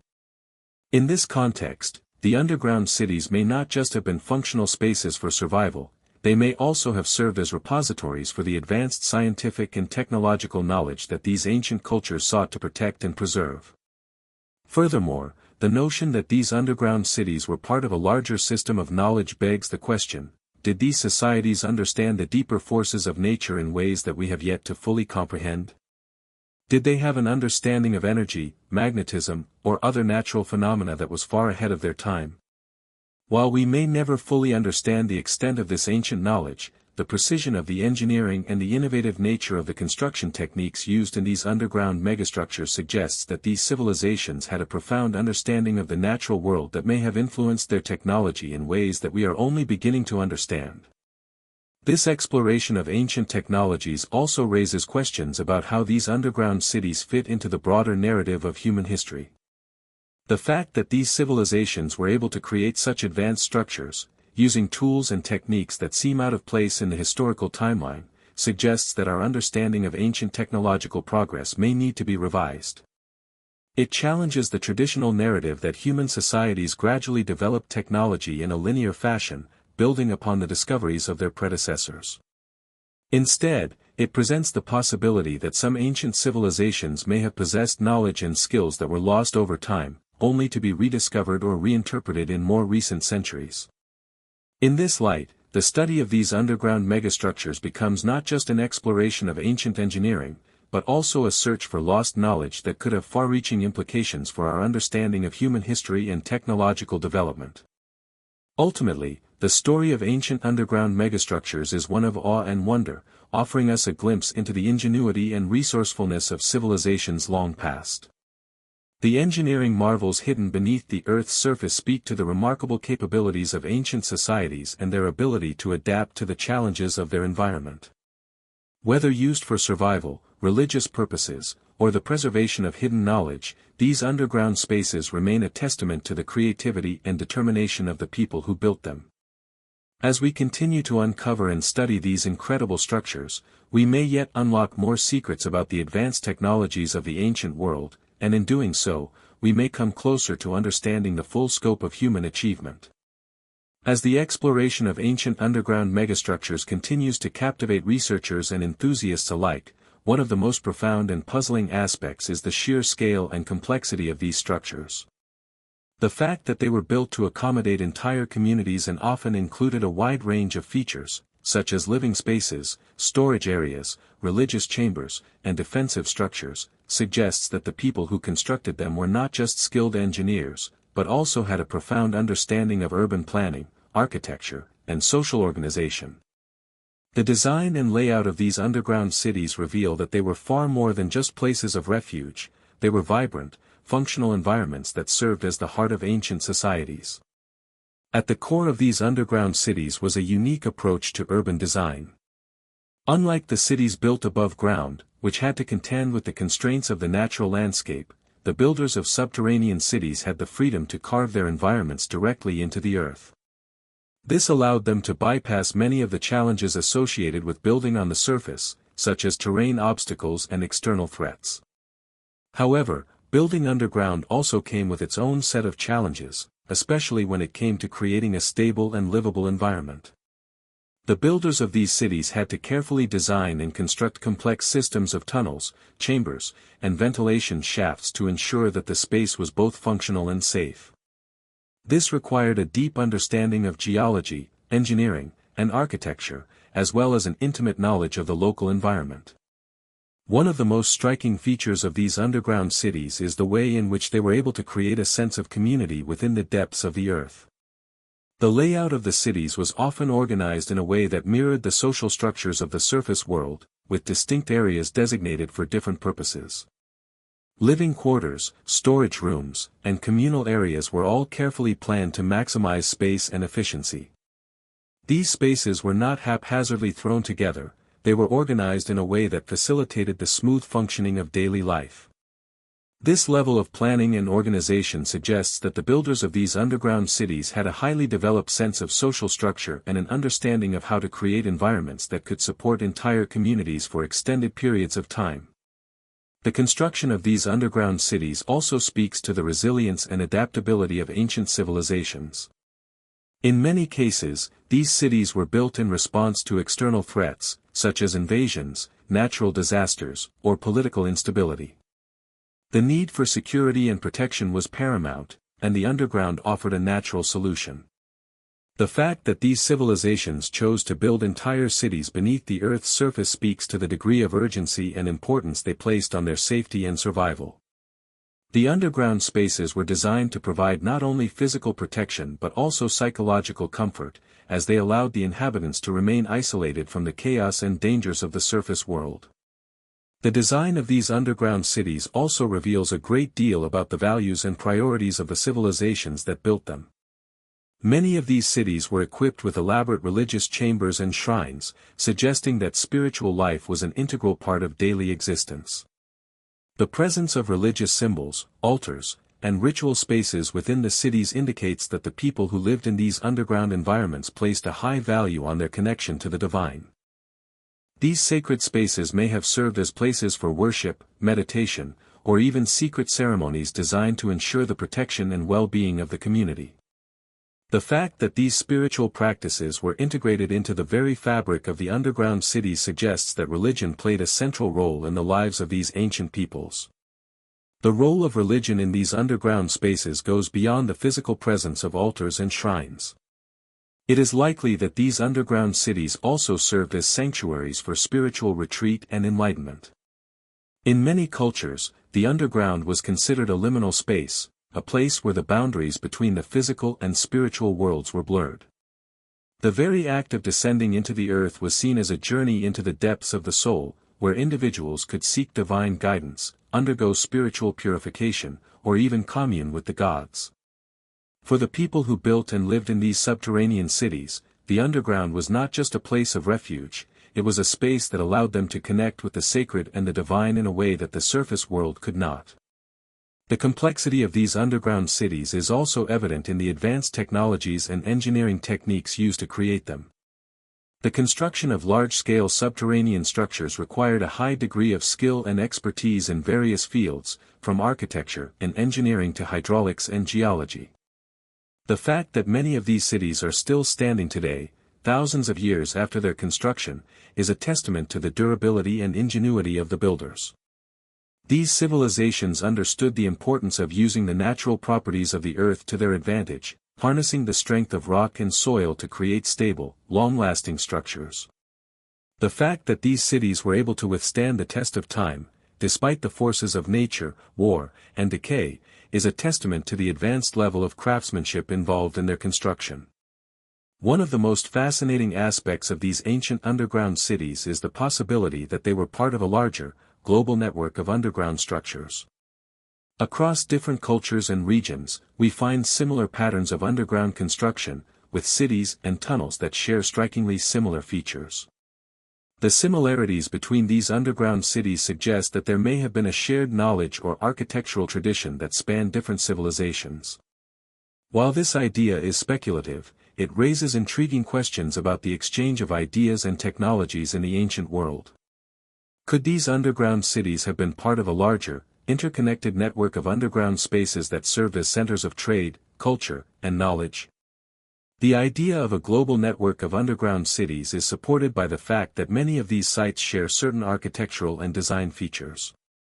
For example, the use of ventilation shafts, water management systems, and complex tunnel networks is common to many underground cities, regardless of their geographical location. This suggests that the builders of these cities were drawing from a shared pool of knowledge and techniques that allowed them to create these remarkable structures. The fact that these cities were able to function as self-sustaining environments, with systems in place to provide for the basic needs of the inhabitants, further suggests that the builders possessed a deep understanding of resource management and urban planning. While it is difficult to say for certain whether these underground cities were part of a larger, coordinated effort, the similarities between them are striking. They reflect a level of sophistication and planning that goes beyond the capabilities of most ancient civilizations, suggesting that the builders had access to a wealth of knowledge and expertise. The underground spaces were not just built as isolated refuges, they were part of a larger cultural and technological framework that allowed ancient societies to thrive, even in the face of external threats and environmental challenges. The enduring mystery of these underground cities only adds to their allure. Despite centuries of exploration and study, many of these subterranean structures remain largely unexplored or hidden beneath layers of earth. Some cities, like those in Cappadocia and the catacombs beneath Rome, have been uncovered, revealing their complex networks of tunnels and chambers. Others, however, remain buried, waiting to be discovered. As new technologies and methods of exploration continue to evolve, it is likely that more of these ancient underground cities will be unearthed, shedding new light on the ingenuity and resourcefulness of the civilizations that built them. What makes these underground cities even more intriguing is the fact that many of them were created with a level of sophistication that seems out of place in their time. The precision with which they were designed and the advanced engineering techniques used to create them suggest that the builders possessed knowledge and skills that were far ahead of their time. The fact that these cities were constructed without the aid of modern tools or machinery is a testament to the ingenuity and determination of the people who built them. These underground spaces stand as monuments to the creativity and resilience of ancient civilizations, offering us a glimpse into a world that existed long before our own. In the end, the underground cities that have been uncovered offer more than just a glimpse into the past, they challenge our understanding of ancient technology, culture, and society. They remind us that the world of the ancient civilizations was far more complex and sophisticated than we often give them credit for. These subterranean megastructures offer a window into a world that was shaped by innovation, resilience, and a deep understanding of the natural world. As we continue to explore and study these remarkable sites, we may find that they hold even more secrets that could reshape our understanding of ancient history and the civilizations that once inhabited our planet.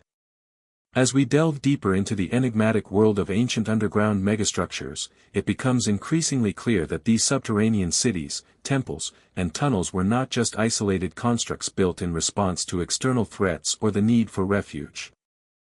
They were powerful symbols of human endurance, creativity, and survival, reflecting the sophisticated understanding of geography, architecture, and social dynamics that ancient civilizations possessed.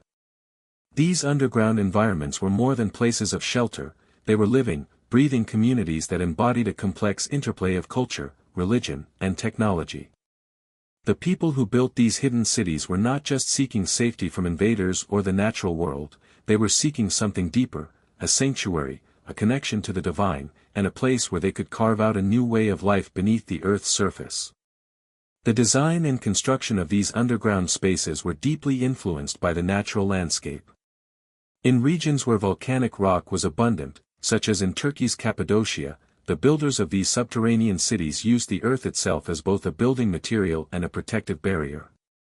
The soft volcanic tuff allowed for the easy excavation of tunnels and chambers, while its inherent stability provided a secure foundation for the structures. In other regions, where the geology was less favorable, the builders had to rely on a combination of advanced tools and techniques to create these underground spaces.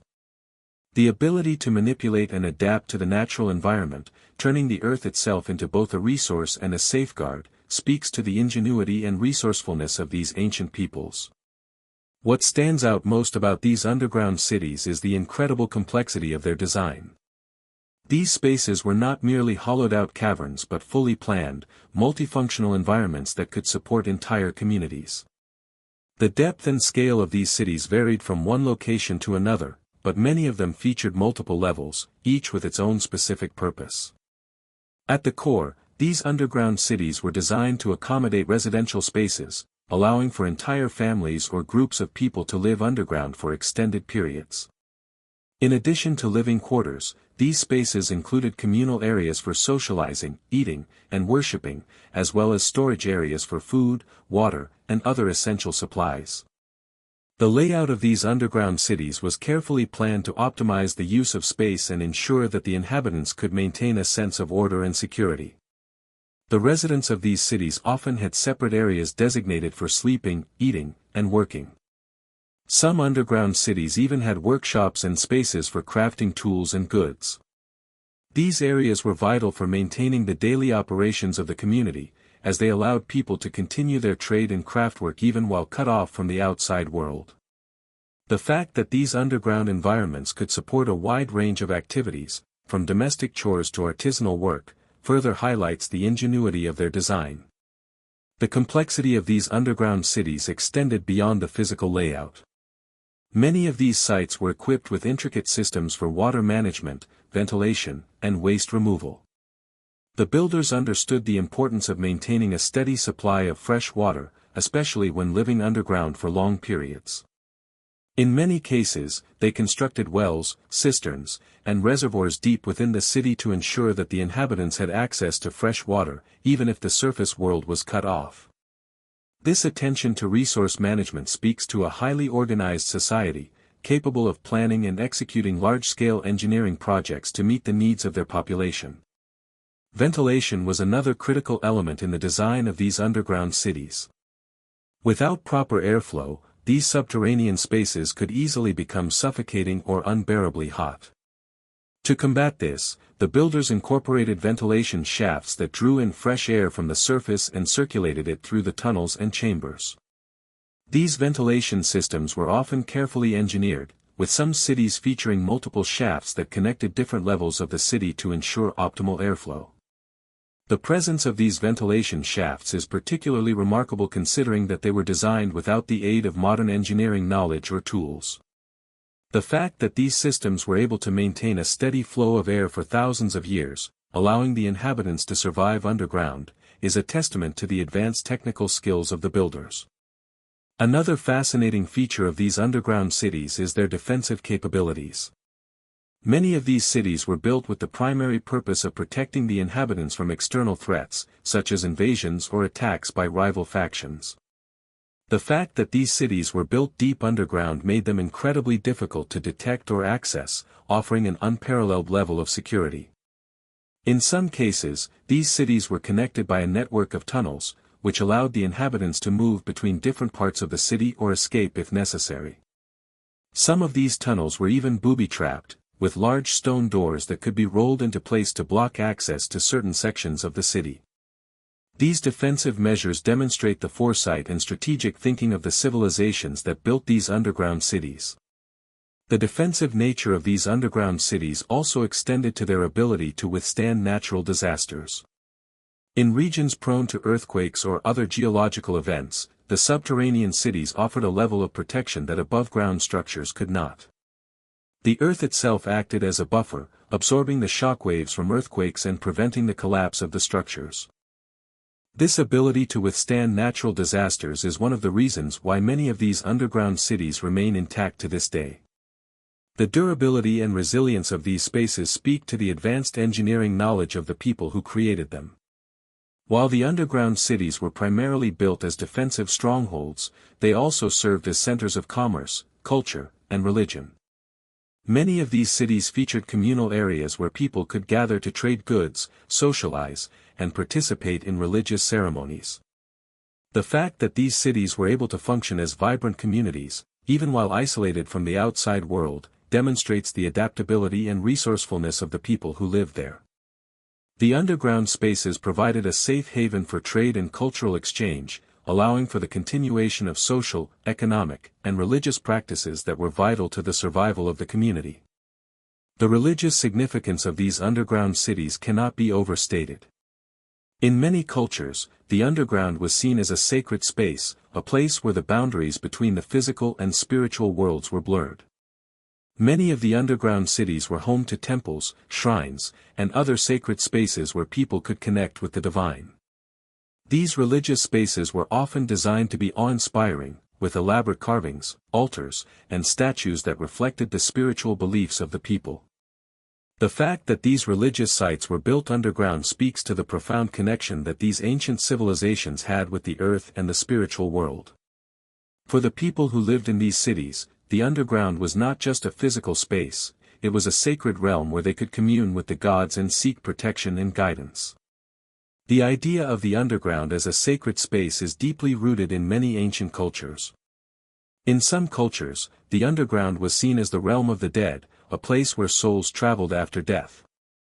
In others, it was believed that the underground held the key to hidden knowledge, a place where ancient wisdom could be found. The builders of these underground cities may have seen their subterranean structures as a way to tap into this hidden knowledge or to seek divine favor.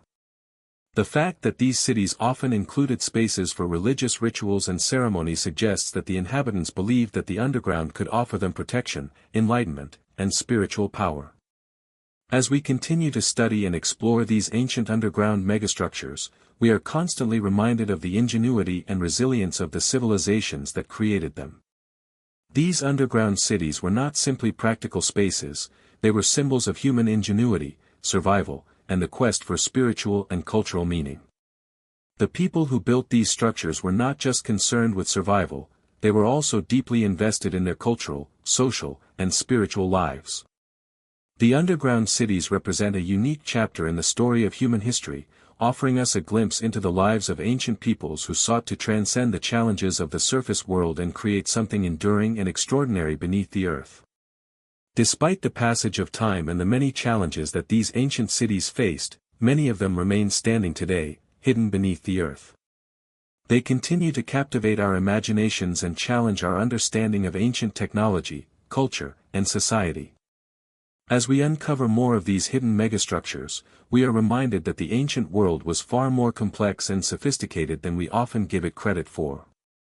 The underground cities are a testament to the enduring spirit of human creativity and adaptability, offering us a glimpse into a world that was shaped by the forces of nature, culture, and spirituality. The story of ancient underground megastructures continues to unfold as we dive deeper into the complex layers of history, archaeology, and human ingenuity. It's a narrative that not only challenges what we think we know about ancient civilizations but also opens new doors of possibility about their capabilities, motivations, and even their connections to one another. One of the most perplexing aspects of these structures is the evidence that some of them seem to have been purposefully hidden, intentionally buried beneath layers of earth for reasons that remain elusive. As more underground cities, tunnels, and chambers are unearthed, it raises the question, why would ancient peoples go to such lengths to create elaborate subterranean environments, and why did they seem to want to keep them hidden from the world above? The answer may lie in a combination of practical, spiritual, and symbolic factors. In many cases, these underground cities and megastructures were designed to offer protection from external threats, such as invading armies or hostile natural environments.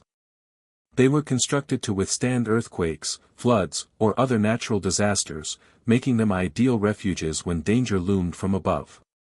But the act of burying such grand structures beneath the earth also suggests a deeper motive, a desire to hide, to conceal, or to safeguard something more than just the physical safety of the people who built them.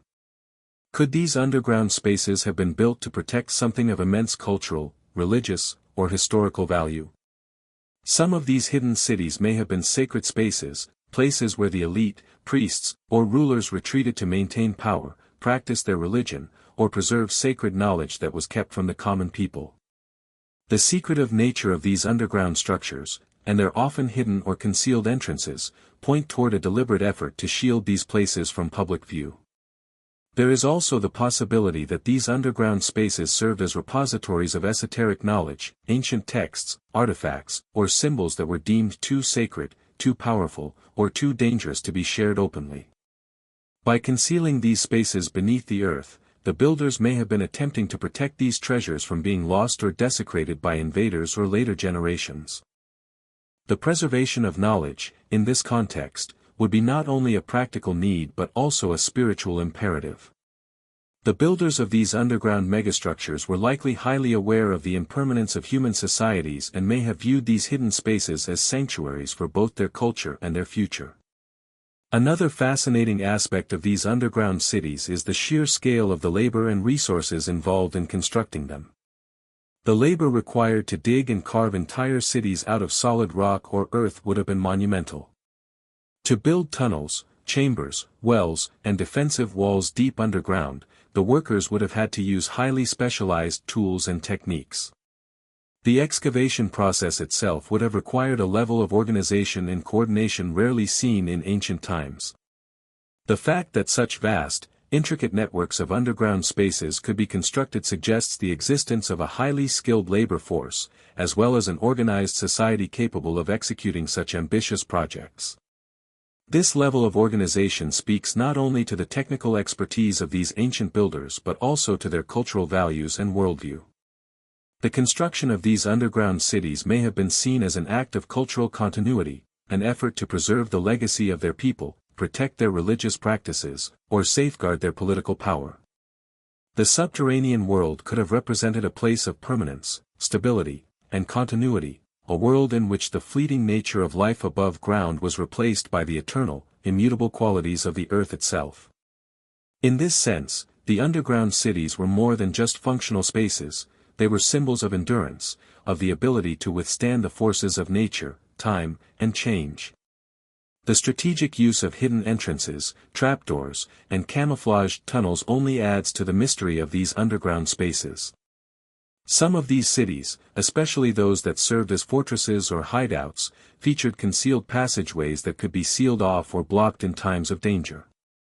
These hidden doors and secret pathways were likely used as escape routes or as ways to access secure areas within the underground complexes. They were also designed to confuse or mislead enemies, allowing defenders to control who entered and exited the space. The presence of such defensive mechanisms speaks to the complex nature of these underground cities. They were not only designed to keep people safe from external threats but also to conceal the very existence of the city itself from prying eyes.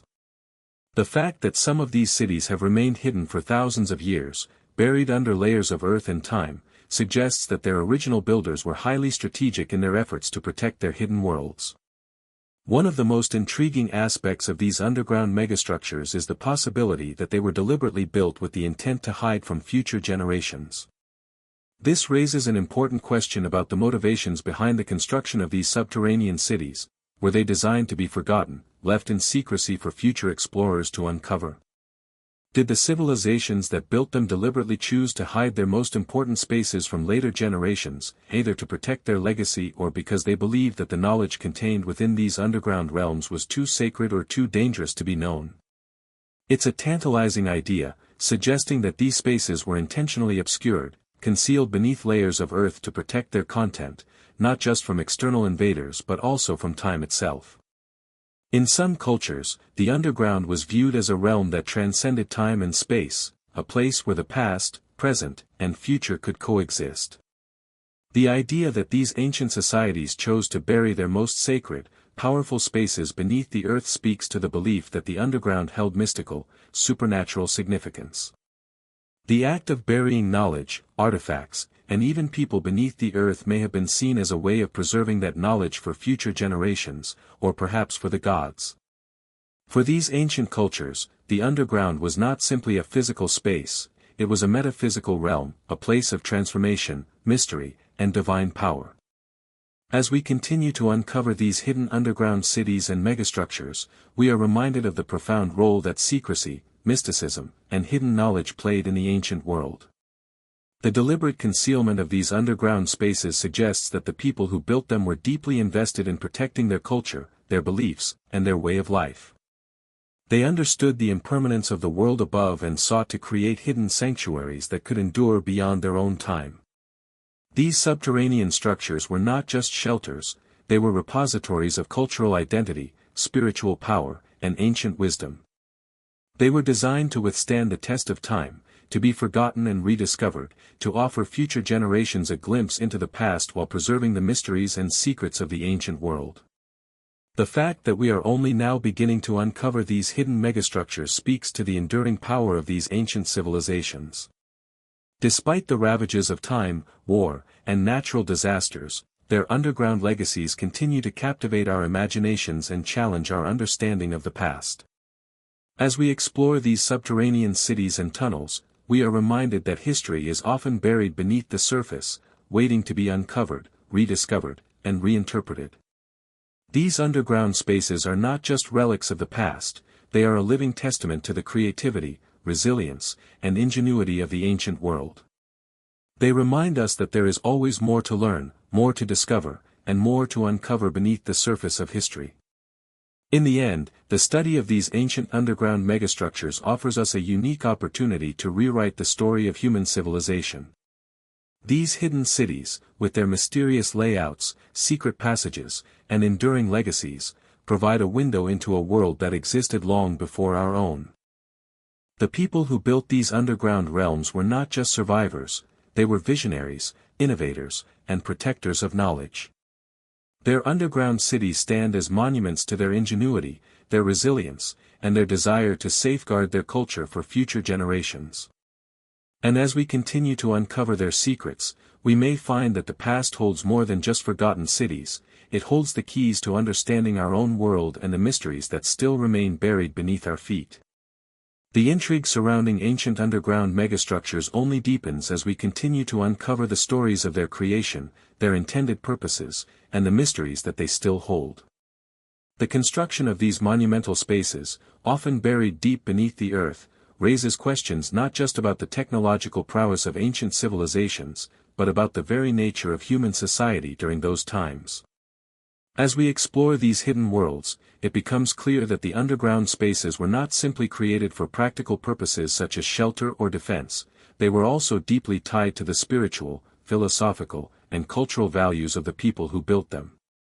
These underground megastructures were not just places of refuge, they were statements of human resilience, a testament to the deep-seated need for preservation and connection to both the divine and the earthly.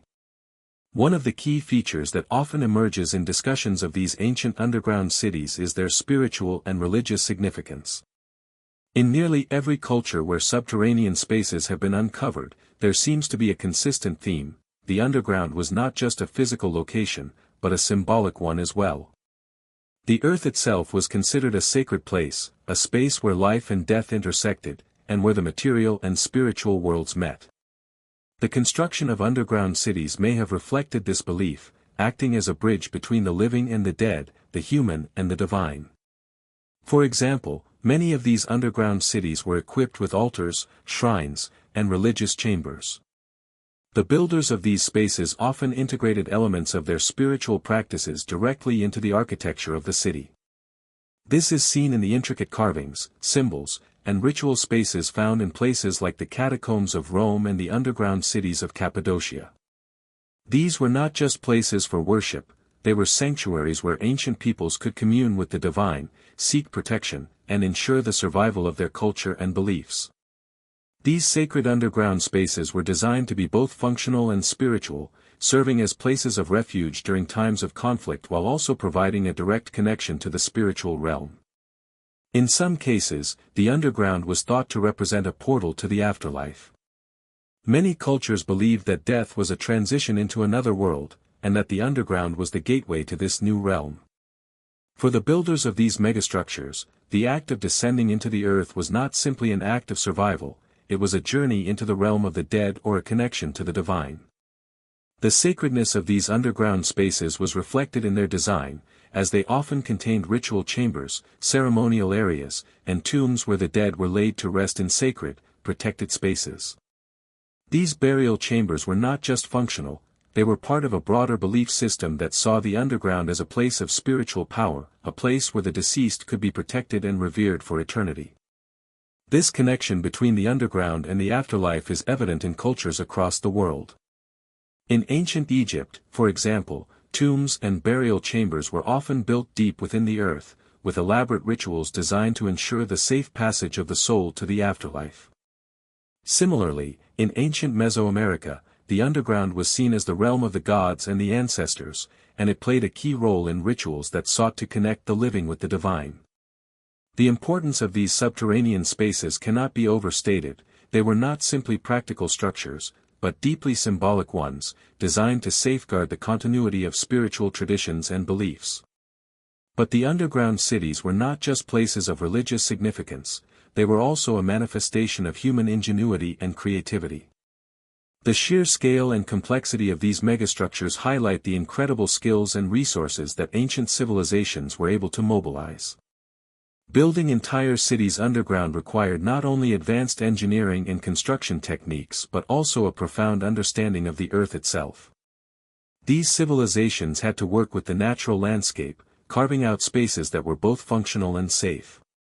The fact that these spaces were able to withstand the passage of time, remaining largely intact for thousands of years, speaks to the advanced knowledge of geology, hydraulics, and structural integrity that these ancient builders possessed. In many cases, the underground cities were created in regions that were geographically or climatically challenging, such as arid deserts or areas prone to invasion. These spaces were not merely convenient, they were a response to the environment in which they were built. In places like Cappadocia, the volcanic rock provided a natural material that was both soft enough to carve and strong enough to withstand external pressures. The people who built these cities understood the geological properties of their environment and used them to their advantage. The strategic location of these underground cities, often hidden in plain sight beneath layers of rock and earth, also speaks to the sophisticated level of planning and foresight involved in their construction. These underground spaces were often designed to accommodate large numbers of people, with multiple levels, rooms, and passageways that allowed for long-term habitation. In some cases, the cities contained communal spaces, kitchens, and even marketplaces, providing all the necessities for daily life. These cities were not just temporary shelters, they were designed to function as self-sustaining communities. They included complex water systems, ventilation shafts, and waste management facilities, all of which were carefully planned and executed to ensure the comfort and safety of the inhabitants. The fact that these underground cities were able to support entire populations for extended periods of time speaks to the remarkable engineering abilities of the civilizations that created them. The defensive capabilities of these underground spaces are another striking aspect of their design. Many of these cities were built with the explicit purpose of offering protection during times of war or political instability. The very nature of these subterranean environments made them incredibly difficult to detect and even harder to invade. The ability to construct vast networks of tunnels, secret chambers, and escape routes allowed these cities to function as fortresses, offering protection from both human and environmental threats. The defense mechanisms integrated into the architecture of these cities, such as movable stone doors and hidden passageways, highlight the strategic thinking that went into their design. These cities were not just safe havens, they were places where the people could actively control their environment, dictating who could enter and who could not. The concealment of these underground megastructures also plays a significant role in their mystique. The fact that many of these cities remained hidden for centuries, only to be rediscovered by modern archaeologists, adds an element of intrigue to their story. The reasons behind their concealment are still debated, but it's possible that the builders of these structures intended for them to remain hidden for reasons of security, spirituality, or preservation. Whether the cities were buried deliberately to protect their inhabitants, their sacred knowledge, or simply to ensure their survival through difficult times, the fact that they were kept hidden speaks to a deliberate effort to safeguard their legacy for future generations. These spaces were not just designed to survive, they were designed to endure the passage of time, to be forgotten and rediscovered, and to continue to inspire awe and wonder long after their creators had passed. The rediscovery of these underground cities offers us a glimpse into the past and challenges our assumptions about ancient civilizations. The fact that such advanced structures were built without the aid of modern technology forces us to rethink the capabilities of ancient societies. These megastructures suggest that these civilizations were not just survivors, they were innovators, builders, and thinkers who possessed a level of knowledge and skill that we are only beginning to understand.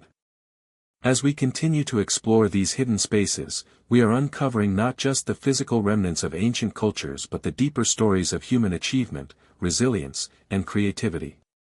What makes these underground cities even more remarkable is that they were not isolated or singular in their existence. Around the world, similar underground complexes have been discovered, each revealing a unique perspective on the societies that built them. From the catacombs of Rome to the underground temples of India, these spaces reflect a shared understanding of the importance of the underground as both a practical and spiritual space. The fact that these underground cities were built in such diverse locations, using similar techniques and materials, suggests that there may have been a common cultural or technological foundation that influenced their construction. In the end, the story of these ancient underground megastructures is one of mystery, ingenuity, and resilience. These structures were not just built to serve practical purposes, they were built to reflect the deep cultural, spiritual, and philosophical values of the societies that created them. They were designed to protect, preserve, and endure. As we uncover more of these hidden worlds, we are reminded of the complexity of human history and the enduring legacy of those who came before us. These underground cities may have been buried beneath the earth for centuries, but their stories are only just beginning to be told.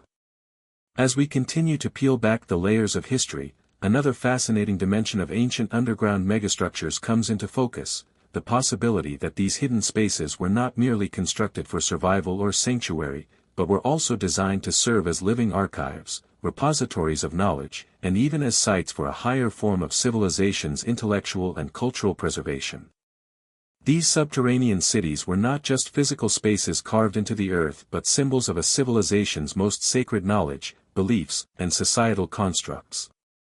As we investigate these ancient hidden realms, the question arises, what were these cities meant to preserve, and why were they so intentionally concealed beneath layers of earth, stone, and rock? In many ancient cultures, knowledge was viewed as something sacred, something that could not be shared indiscriminately. The concept of sacred knowledge is found across numerous ancient civilizations, from the Egyptians to the Sumerians to the Mayans. This knowledge was often believed to contain power, spiritual, political, or even physical. It was passed down only through carefully controlled channels, often preserved by the priesthood, the elite, or the rulers of the time. In this context, it's not hard to imagine that some of these underground cities and megastructures were constructed with the express purpose of safeguarding this knowledge from external threats, such as invaders or the erosion of time. One of the most compelling possibilities is that these subterranean environments were used to house sacred texts, scrolls, and artifacts that contained this forbidden knowledge. For example, the famous Library of Alexandria is often cited as a prime example of how critical knowledge could be systematically preserved and protected by an ancient civilization. However, unlike the grand libraries or archives found above ground, these underground spaces may have contained not just books, but artifacts, religious symbols, and even works of art that had deep spiritual and cultural significance. The intentional concealment of these valuable objects would align with the idea that these spaces were meant to protect knowledge of the highest order, shielding it from potential destruction or corruption. Some researchers have speculated that ancient civilizations used underground structures to store and protect texts or artifacts that were deemed too dangerous or too powerful to be shared with the general populace. In some cases, these artifacts may have been believed to hold spiritual power, objects capable of manipulating the natural world or influencing the course of human events. This idea evokes visions of ancient societies deeply invested in the preservation of secret rituals or rites that were connected to the divine or the supernatural. The notion that the underground cities were used to store such potent objects suggests that these places were not simply meant to be hidden, they were designed to protect forces that could potentially change the course of history. This idea of sacred knowledge being hidden or stored underground is also supported by the architectural complexity and strategic design of these spaces. Many underground cities, such as those found in Turkey's Cappadocia or in the catacombs beneath Rome, are replete with symbols, carvings, and depictions that appear to have religious or ritualistic significance. These intricate designs were not simply decorative, they were likely part of the larger cultural and spiritual narrative of the people who built these cities. The placement of these symbols, often deep within the earth, suggests a deliberate attempt to keep these sacred practices hidden from the outside world. The very structure of these underground spaces may have been designed to keep certain knowledge or practices secret, to preserve them for a select group, and to protect them from the ravages of time and conquest.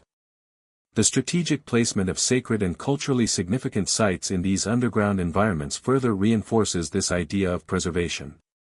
It is not uncommon for underground cities to have contained chambers dedicated to religious ceremonies or rituals, often with the express purpose of ensuring the continuity of the spiritual life of the civilization. These spaces, nestled deep within the earth, were not easily accessible, thus providing a level of protection and sanctity to the practices conducted within them. This reinforces the belief that these underground cities were not simply refuge spaces but also critical sites for maintaining the spiritual and intellectual heart of the society. Moreover, these underground spaces could have served as a form of resistance to external forces. Given that many ancient civilizations lived through periods of conquest, invasion, and upheaval, these underground cities may have been designed to ensure that their knowledge, culture, and religious practices could survive through the chaos. The underground, as an inherently hidden and difficult-to-access space, offered a refuge for knowledge, artifacts, and traditions that might otherwise have been destroyed. The fact that many of these underground cities were designed with such complexity, complete with defensive mechanisms such as trapdoors, concealed passages, and hidden chambers, suggests a culture that valued its intellectual and spiritual heritage so much that it was willing to go to extreme lengths to protect it. In addition to being a sanctuary for knowledge, these underground megastructures may have also served as a means to ensure continuity during times of crisis. When disaster struck, whether natural or human-made, these underground cities would have provided not just a physical refuge but a way to ensure the survival of cultural memory. In this sense, these spaces were more than mere shelters from external dangers, they were sites of cultural preservation, where the values, beliefs, and knowledge of the civilization could be passed down through generations.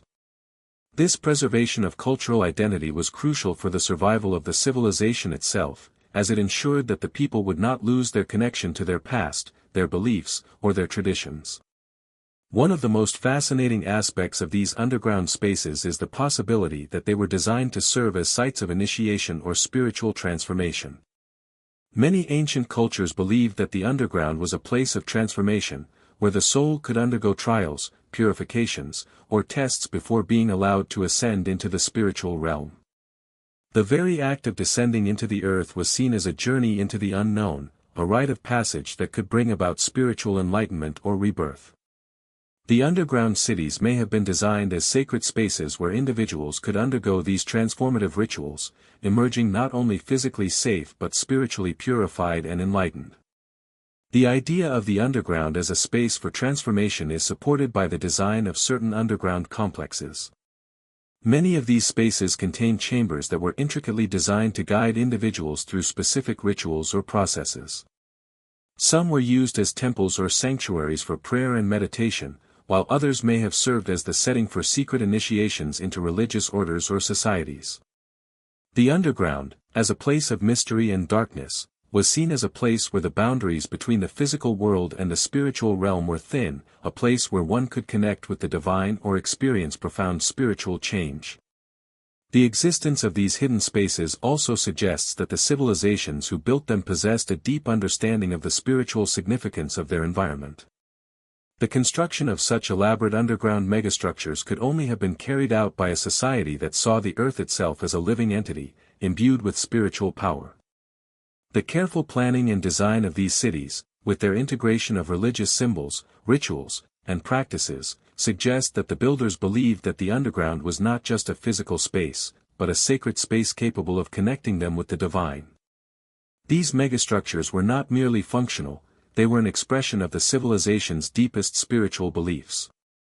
Perhaps the most intriguing question surrounding these underground cities is why they were often left hidden, sometimes for centuries, before being rediscovered by modern archaeologists. The reasons for their concealment remain speculative, but one possibility is that these structures were designed to be secreted away for a time when their knowledge, power, and cultural significance would be needed once again. Could it be that the builders of these underground cities saw them as time capsules, preserving knowledge, culture, and spirituality for future generations, when the world would be ready to understand and appreciate them? The fact that so many of these sites have remained hidden beneath the earth, only to emerge as mysterious ruins for the modern world to explore, adds to the sense that these underground cities were not just a refuge for their builders, but also a cryptic legacy left for the future. As the quest to understand the mysteries surrounding ancient underground megastructures deepens, the complexity of their design and their purpose becomes increasingly apparent. These subterranean wonders were not simply shelters or places of refuge from invaders, natural disasters, or harsh climates.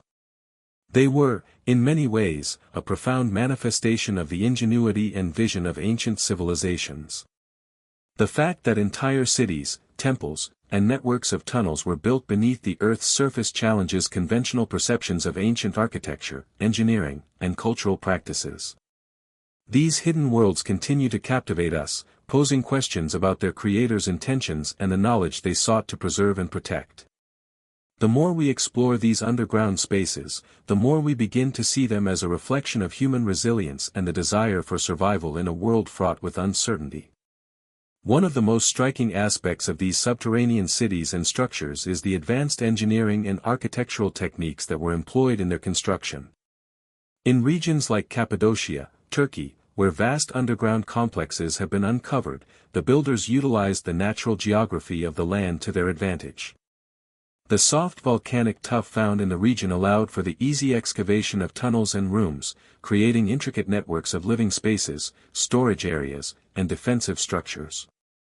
This method of construction, using the earth itself as a resource, not only ensured the structural integrity of these underground cities but also made them virtually indestructible in the face of external threats.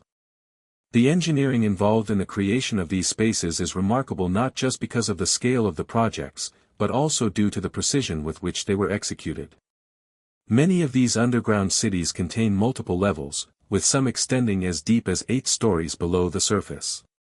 The planners of these sites clearly understood the importance of ventilation, as many of the underground cities feature carefully engineered air shafts that allow fresh air to circulate throughout the tunnels and rooms. This is an astounding feat when considering that these cities were built long before the advent of modern engineering tools and technologies.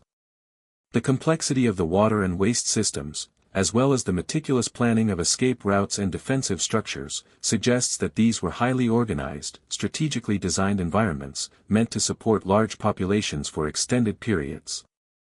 The fact that these underground structures were designed to withstand not only human conflict but also the forces of nature points to an even deeper layer of intent. It's not simply that the builders of these cities were seeking refuge from immediate threats. Many of these underground cities appear to have been built with an eye toward long-term survival, places where entire communities could endure not just years of warfare, but possibly even centuries of seismic activity, floods, or other natural disasters. The geological stability of underground spaces, combined with their inherent ability to shield inhabitants from the harsh elements above, would have made them ideal for long-term habitation in an unpredictable world. In addition to their practical considerations, many of these underground spaces also seem to have had profound symbolic and cultural significance. The underground world has always held a special place in the human psyche, often symbolizing mystery, the unknown, and the divine. In ancient cultures, the earth was frequently seen as a place where the boundaries between the living and the dead were blurred. The idea of descending into the earth was not just a literal act, it was also a spiritual journey. For many ancient civilizations, the underground was not merely a place of refuge, but a sacred space, a realm where the divine could be contacted, where the souls of ancestors might be communed with, and where the secrets of the cosmos were preserved. The idea of using underground spaces for religious and spiritual purposes is evident in many of the surviving examples of subterranean architecture. In Cappadocia, for example, some of the underground cities contain chapels, churches, and ritual spaces that suggest a profound connection between the people who built them and the spiritual world. The careful carvings and frescoes found in some of these spaces speak to the deep religious devotion of the builders, suggesting that these underground environments were not only places of physical shelter but also spiritual sanctuaries. The choice to construct these sacred spaces below ground speaks to a belief in the power of the earth itself, a belief that the underground, being closer to the afterlife, was a realm of heightened spiritual significance. In some cases, the construction of underground temples and ritual spaces may have been tied to a larger cosmological understanding, one that saw the earth as the center of the universe or as a place where the forces of creation and destruction could be harnessed. This is particularly evident in cultures like that of ancient Egypt, where tombs and burial chambers were often placed deep within the earth. For the ancient Egyptians, the earth was the place where the soul would undergo transformation before moving on to the afterlife. Similarly, in ancient Mesoamerica, the underground was seen as the domain of the gods and the ancestors. Rituals performed in these subterranean spaces were believed to invoke divine favor and maintain cosmic balance.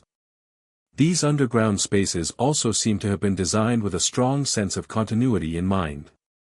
The builders of these cities were not just constructing places for immediate use, they were creating legacies meant to endure for generations. This is evident in the sheer scale and complexity of the structures themselves, which were clearly meant to stand the test of time. The use of durable materials, the careful attention to ventilation and water management, and the incorporation of defensive mechanisms all point to a deep-seated understanding of the need for long-term survival.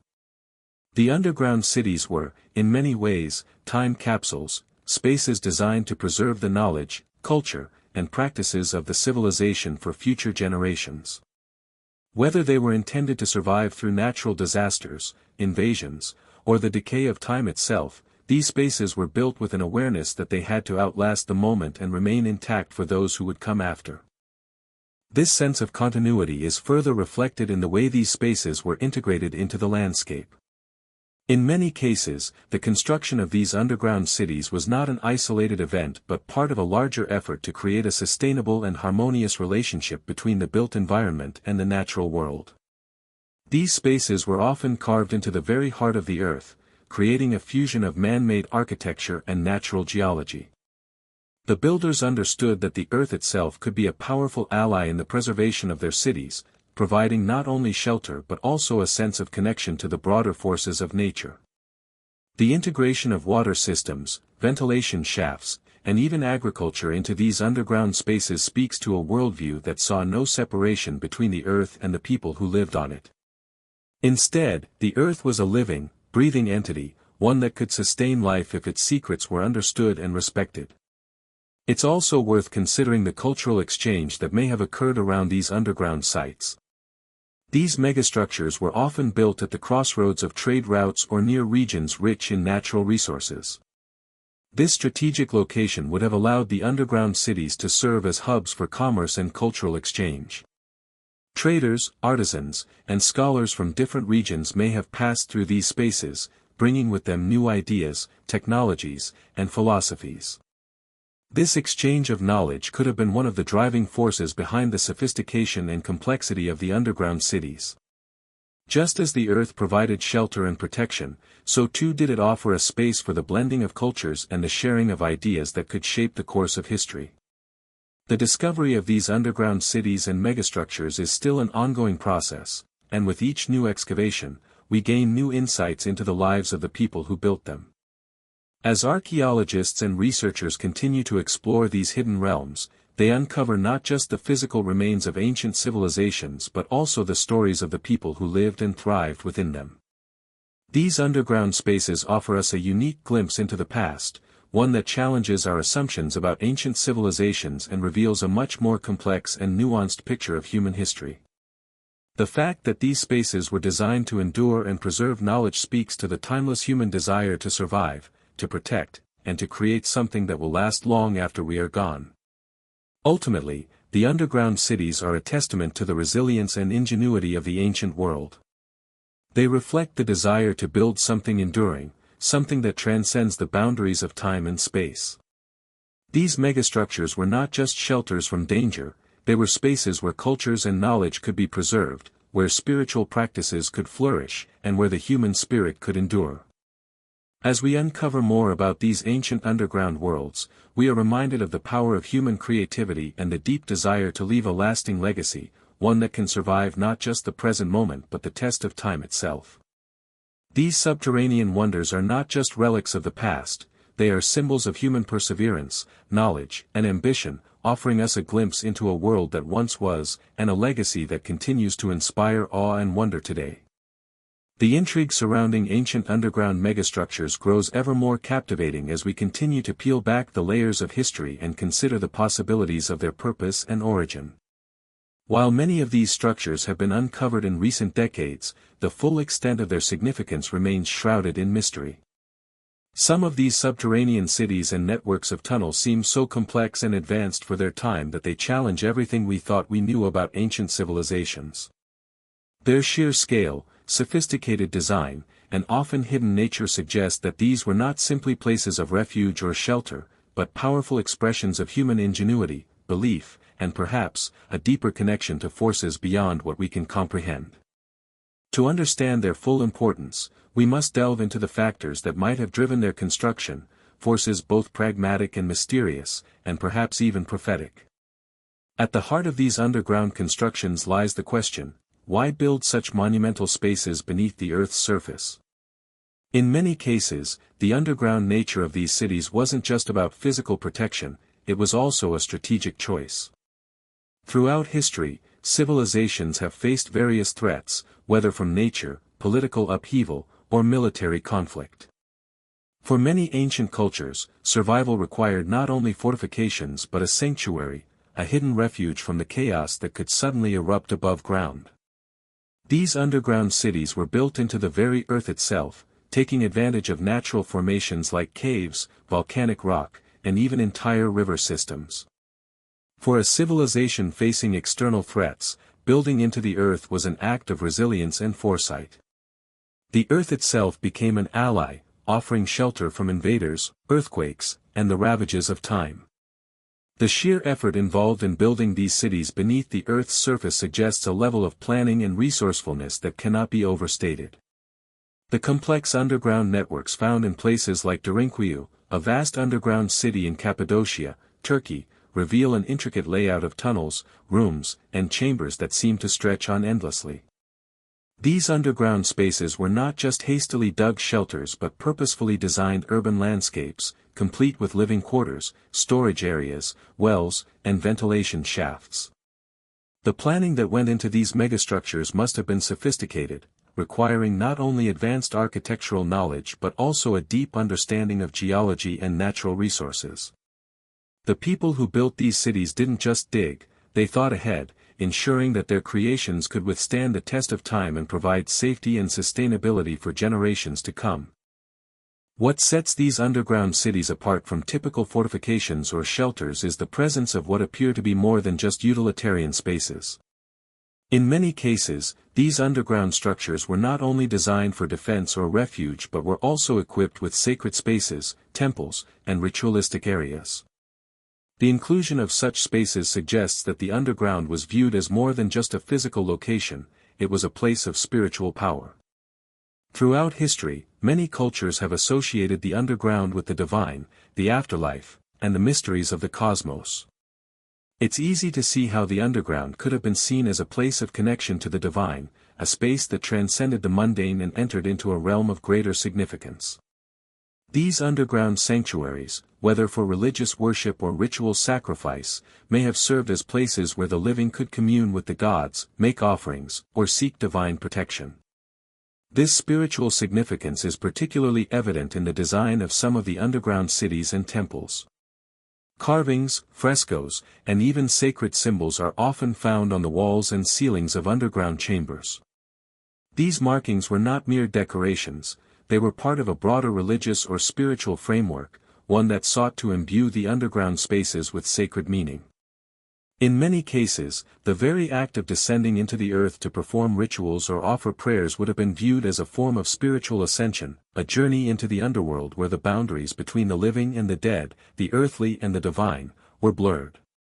For the people who constructed these spaces, the underground was not just a hiding place, it was a doorway to another world, a space where the unseen forces of the universe could be contacted. Beyond the spiritual dimensions of these underground spaces, we must also consider their role as cultural and intellectual repositories. In addition to religious shrines and sacred chambers, many of these subterranean cities contained areas that appear to have been used for the preservation of knowledge. Libraries, storage rooms, and even vast chambers full of ancient artifacts suggest that these underground spaces were also meant to house the accumulated wisdom of the people who built them. This raises the possibility that the underground cities were intended to safeguard critical cultural knowledge, much like modern-day archives or vaults. This knowledge could have been of an intellectual, religious, or even technological nature, information too valuable or dangerous to be left above ground, where it could be destroyed, lost, or corrupted by invaders, time, or natural disasters. The role of these underground spaces as repositories of knowledge becomes even more compelling when we consider the possibility that ancient civilizations, such as the ones responsible for building these megastructures, were much more advanced than we currently believe. The precision with which these structures were designed and the technologies used to construct them suggest that these people possessed a deep understanding of engineering, architecture, and perhaps even astronomy, mathematics, and other sciences.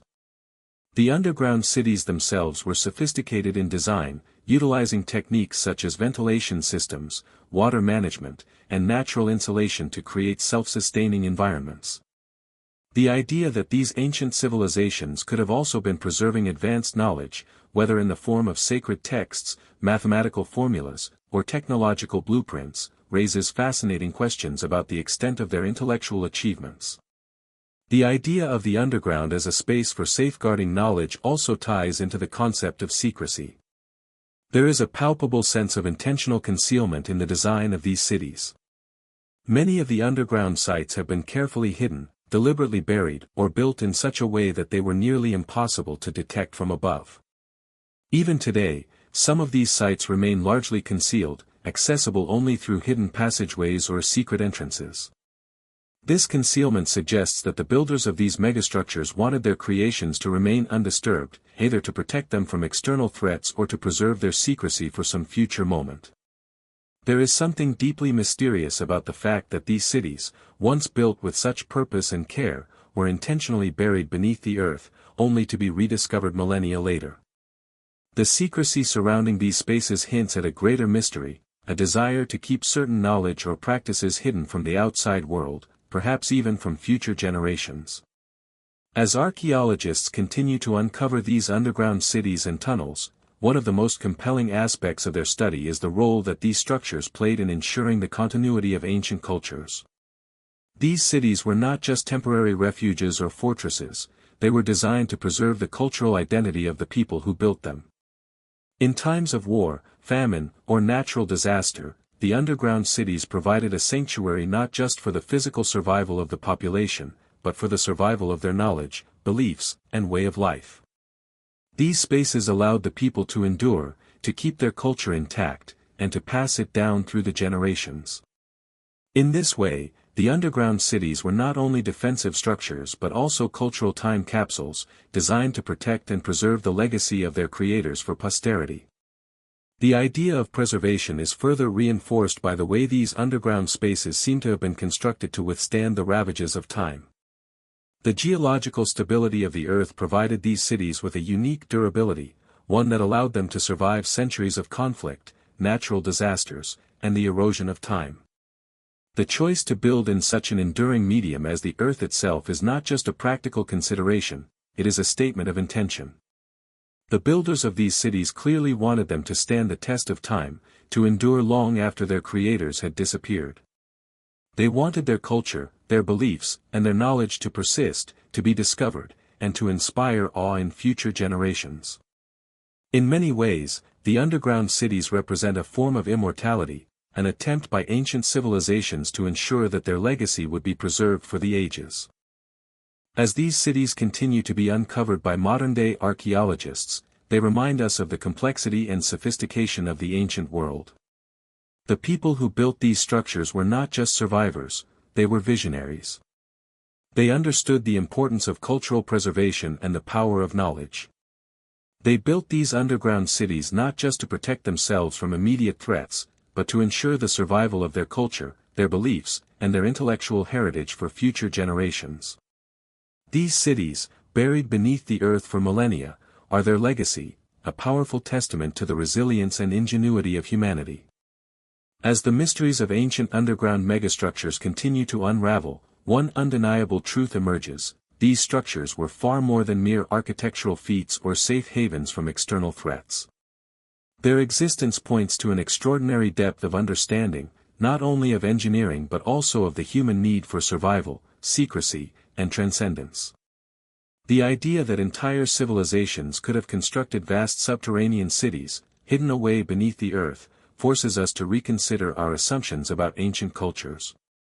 What if these hidden cities, stretching deep into the earth's crust, were not just the product of necessity but also symbols of something far greater, an expression of an ancient civilization's most profound knowledge, spiritual beliefs, and aspirations? These underground megastructures may have been designed with a purpose that transcends the physical world, representing a deeper connection to the unseen forces that govern the cosmos. The subterranean cities that have been uncovered in various parts of the world reveal incredible complexity in their design. These cities were not simply spaces where people sought shelter during times of conflict or disaster. Instead, they were meticulously crafted, suggesting a deliberate intention to create sustainable, long-lasting environments that would endure the test of time. The sheer scope of these underground networks, often extending for miles beneath the earth, demonstrates an extraordinary level of planning, resourcefulness, and organization. In places like Cappadocia in Turkey, massive underground cities have been discovered that are capable of housing thousands of people, complete with intricate ventilation systems, water reservoirs, storage spaces, and living quarters. What is truly fascinating, however, is that many of these cities appear to have been intentionally built in such a way that they could be concealed from view, perhaps to protect them from both external threats and prying eyes. This raises the question: why were these places so carefully hidden, and what secrets were the builders trying to preserve? One possible explanation is that these underground spaces served as sanctuaries, places where knowledge, sacred artifacts, and cultural traditions could be preserved in the face of invasions, religious persecution, or natural disasters. In ancient civilizations, knowledge was often considered sacred, and its preservation was of paramount importance. The underground, as a place of darkness and mystery, may have been seen as a realm where this knowledge could be protected from the destruction that often befell civilizations during times of turmoil. In this context, the underground cities may have functioned as repositories of sacred wisdom, places where religious texts, scientific knowledge, and cultural heritage could be stored away from the prying eyes of those who would seek to destroy or exploit them. These spaces may have been designed to protect not just physical objects but intangible knowledge that was considered too powerful or dangerous to be made public. The symbolism of the underground is significant in many ancient cultures, and it is often associated with the concept of the afterlife, the realm of the gods, or the space between worlds. In cultures such as the Egyptians, the Greeks, and the Maya, the underground was often regarded as a sacred domain, a place where the boundary between the physical and spiritual worlds was thin, and where access to divine knowledge and wisdom was possible. For these civilizations, descending into the earth was not just a physical act, it was a journey into the unknown, a spiritual quest for enlightenment or transformation. The very act of constructing elaborate underground cities could have been seen as an attempt to create a physical representation of this journey, a place where the living could commune with the gods, ancestors, or otherworldly forces. These cities may have been designed not just as physical refuges but as sacred spaces where the mysteries of the universe could be uncovered and explored. The connection between the underground and the divine is particularly evident in the layout and design of many of these megastructures. In some cases, the underground cities were built with specific alignments to celestial bodies or astronomical phenomena. The presence of certain symbols, carvings, and architectural features suggests that these spaces were designed to reflect the cosmos, incorporating principles of sacred geometry and astronomical knowledge. This points to the possibility that the builders of these underground cities possessed an advanced understanding of the natural world, one that allowed them to align their structures with the stars, the planets, and the movements of the heavens. Such knowledge would have been invaluable, not only for practical purposes such as navigation but also for religious or spiritual reasons, as it would have allowed these civilizations to create spaces that were in harmony with the cosmos and the divine. In addition to their spiritual and symbolic functions, these underground cities may have served as safe havens for people during times of war or conflict. Throughout history, many civilizations have faced invasions or attacks, and the ability to protect one's people and resources was a critical concern. The underground provided a natural defense against external threats, as it was difficult for invaders to detect or access these hidden spaces. The tunnels, chambers, and ventilation shafts that were incorporated into these cities were not only practical for daily life but also served as defensive mechanisms. Some underground cities even feature trapdoors, hidden passageways, and secret exits, suggesting that the builders anticipated the need for escape in the event of an attack. The fact that these cities were often built in remote, difficult-to-reach areas further underscores their defensive nature, as it would have made them less likely to be discovered or targeted by enemies.